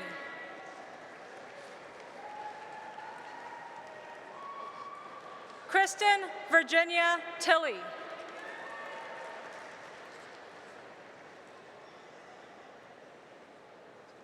Stephanie Sheng Tan.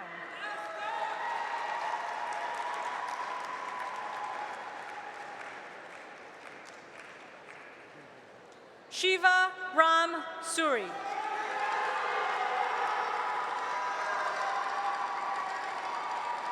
David Wang.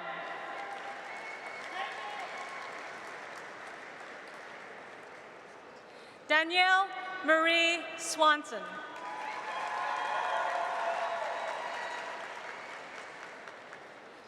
Jared Austin Winograd.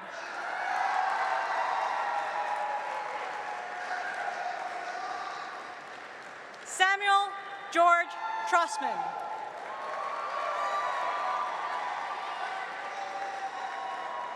Matthew Adam Wolfman.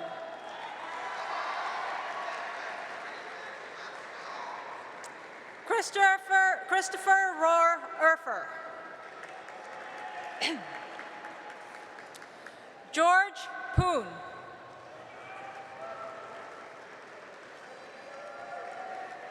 Evans Yatich.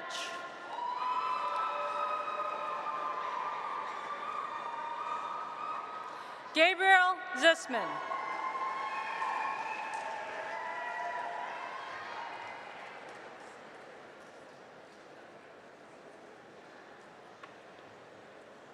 Thank you.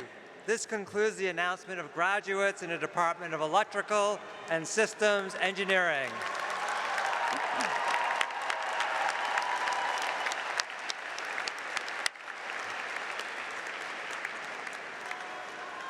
It is now my pleasure to announce the graduates from the Department of Material Science and Engineering.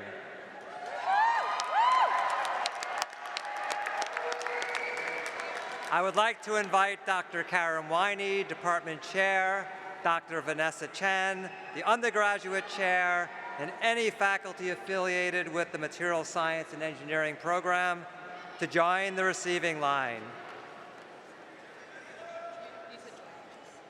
We will now begin. Samuel Cook.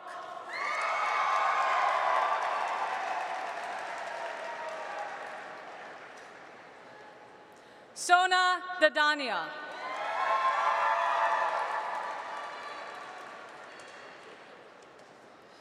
Narali Jipaiva Narciso.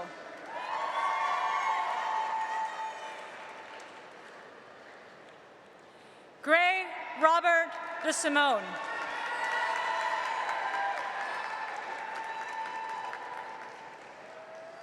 William Drobnik.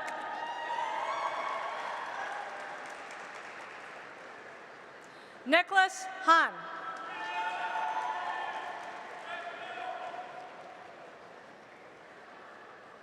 Theodore McGinn Kirkowski.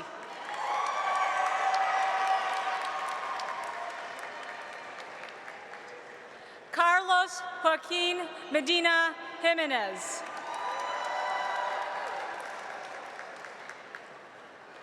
Christina Nordrum.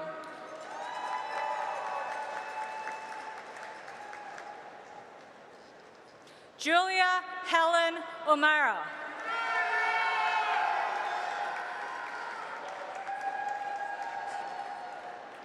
Justin Chan.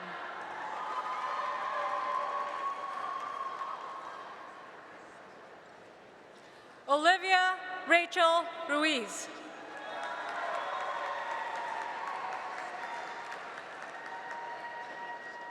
William Joseph Spence.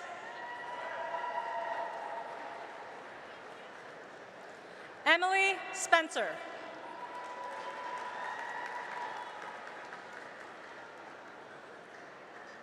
Kira Thompson Toll.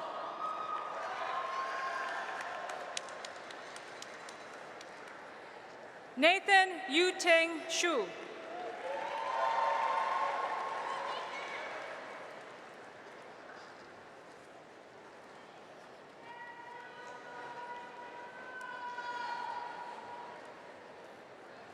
Thank you. This concludes the announcement of graduates in the Department of Material Science and Engineering.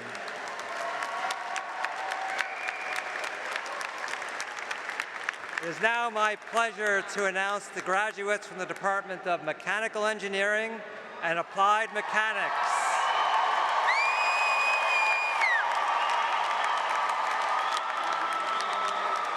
I would like to invite Dr. Robert Karpik, Department Chair, Dr. Paulo Aratia, Undergraduate Chair, and any faculty affiliated with the Mechanical Engineering and Applied Mechanics program to join the receiving line.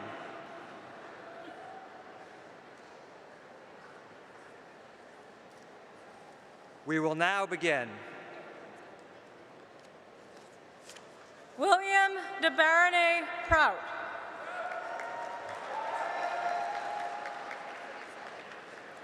Jonah Arnheim.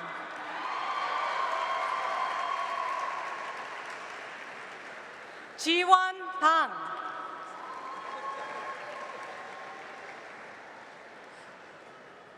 Natalia Dmitrievna Baikova.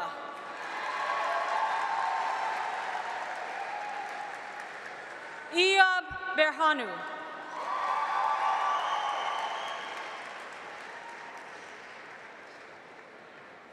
Ethan Bradlow.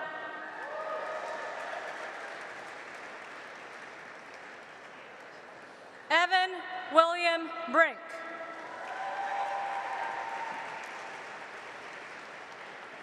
Claire Brundage.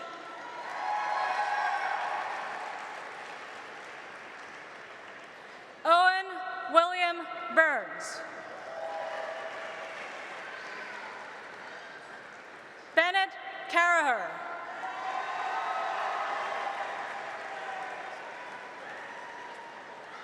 Spencer P. Collins.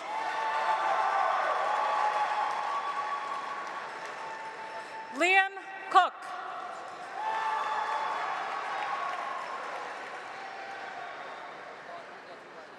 Edward Devlin.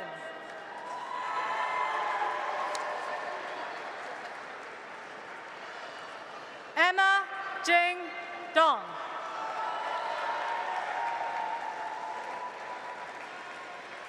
Shirley Dong.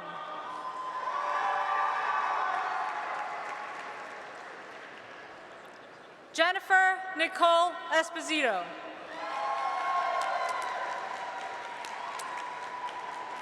Cheryl Feig.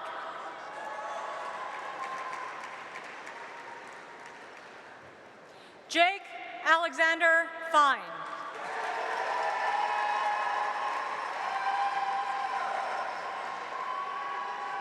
Paul Flores.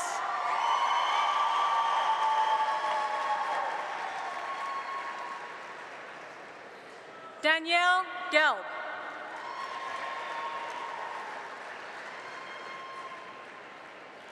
Michael R. Gigante.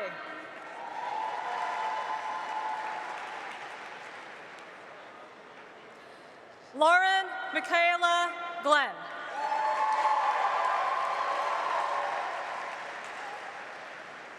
Sina Golkari.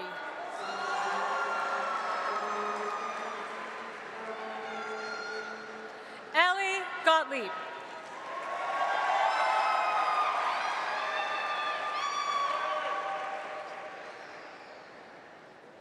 Mark Yakov Grenada.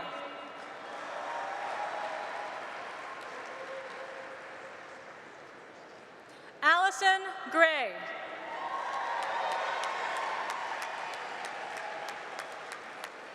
Tony Gu.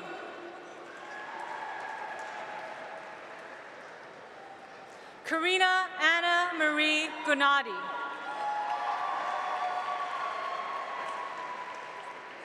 Dylan Taylor Hawks.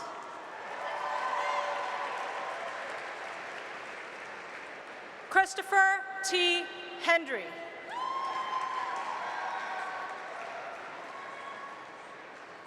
Vanessa Howe.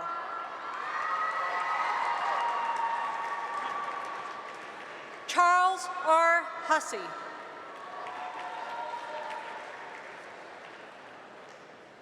Alexander Charles Ingerman.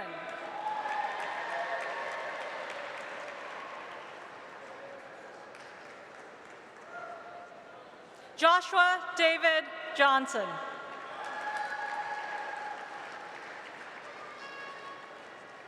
Delaney V. Kaufman.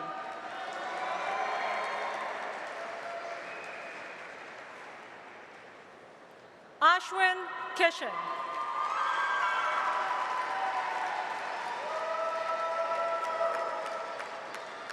Miltos Kitsios.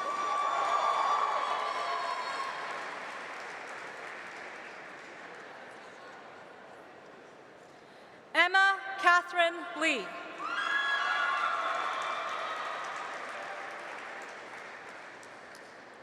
Yoonji Lee.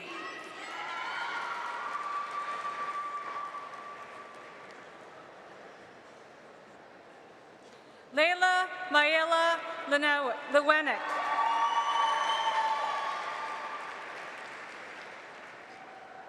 Joanne Lee.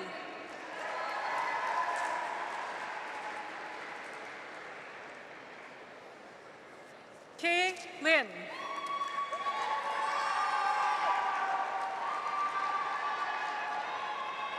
Alpha Jasmine Lopez.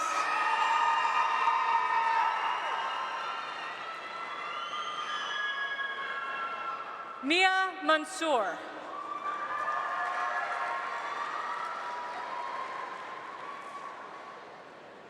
Alexandra Marcus.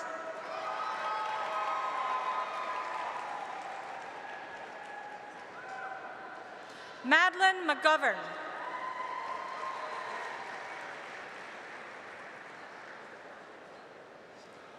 Nicholas Ryan McKnight.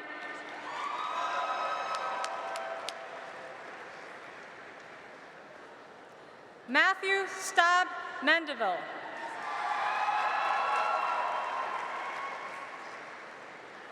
Alexis Michnik.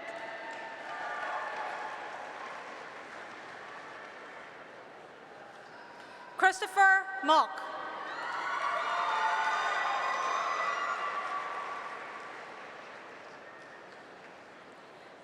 Anthony Nardone.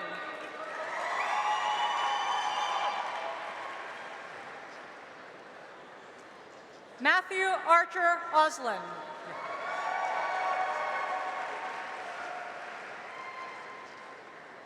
Atman Panigrahi.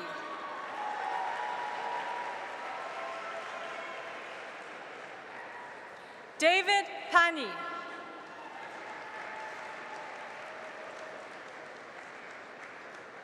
Tristan Keith Payton.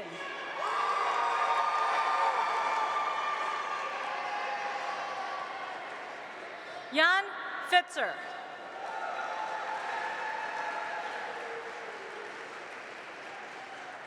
Morgan Elizabeth Potts.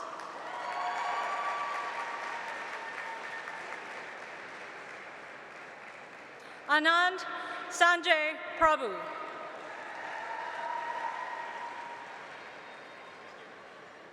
Gregory Robinov.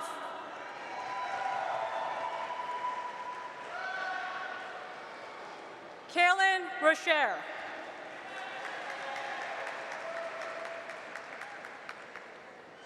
Omkar Savant.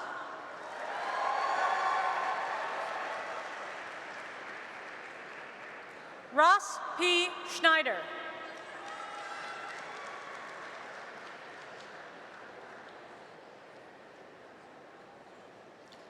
Connor Lawson Sendell.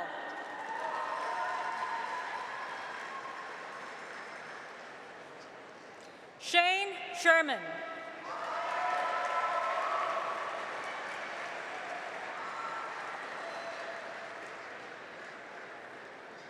Faith Taliaferro.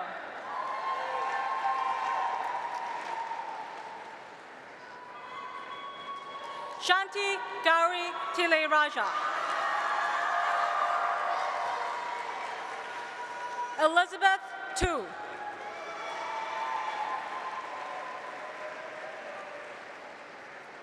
Raphael Andrew Fernand van Hoffelen.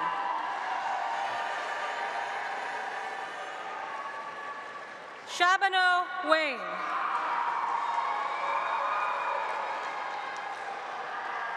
Evan Weinstein.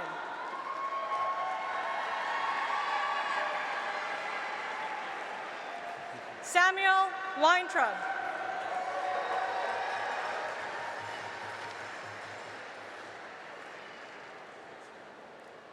Jake Weldy.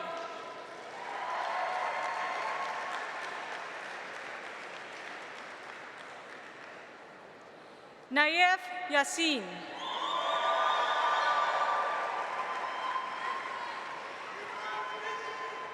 Andres Zambrano.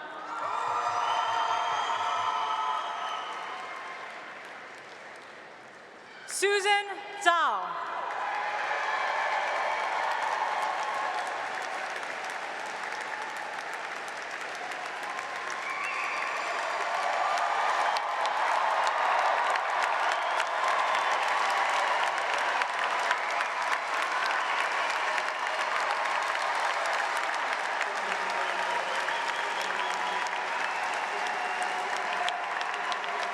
Thank you.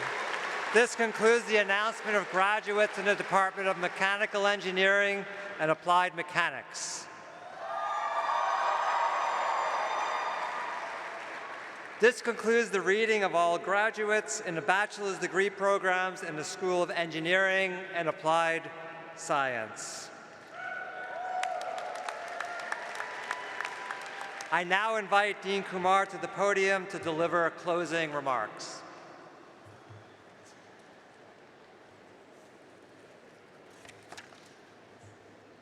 To the Penn Engineering class of 2019, congratulations.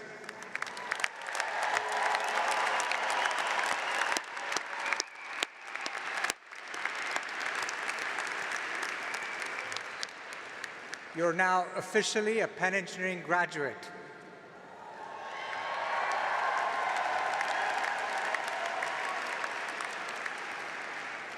I now have two final requests of you. First, you're now alumni, which means you're ambassadors of Penn Engineering. And today, you also become mentors who will inspire the next generation of engineers and leaders. Please talk to others and evangelize Penn Engineering. Share your Penn Engineering pride. And above all, remember to recruit the best of the best to Penn Engineering.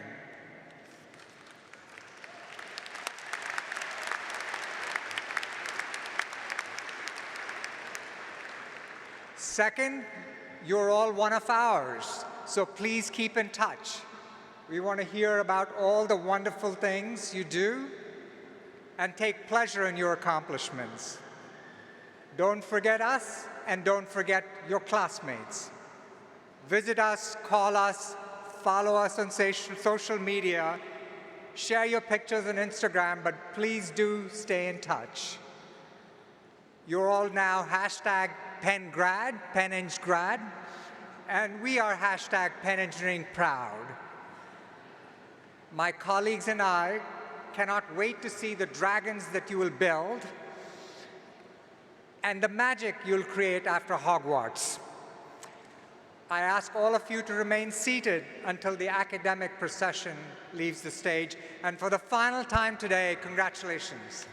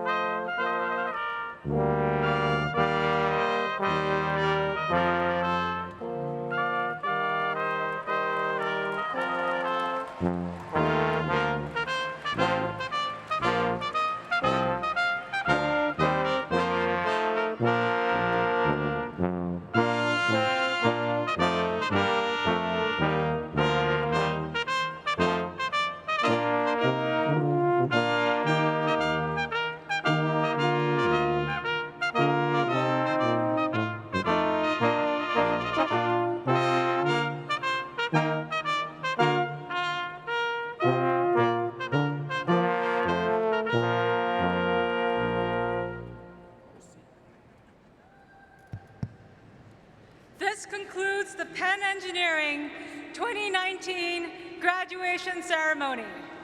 Congratulations to all the grads.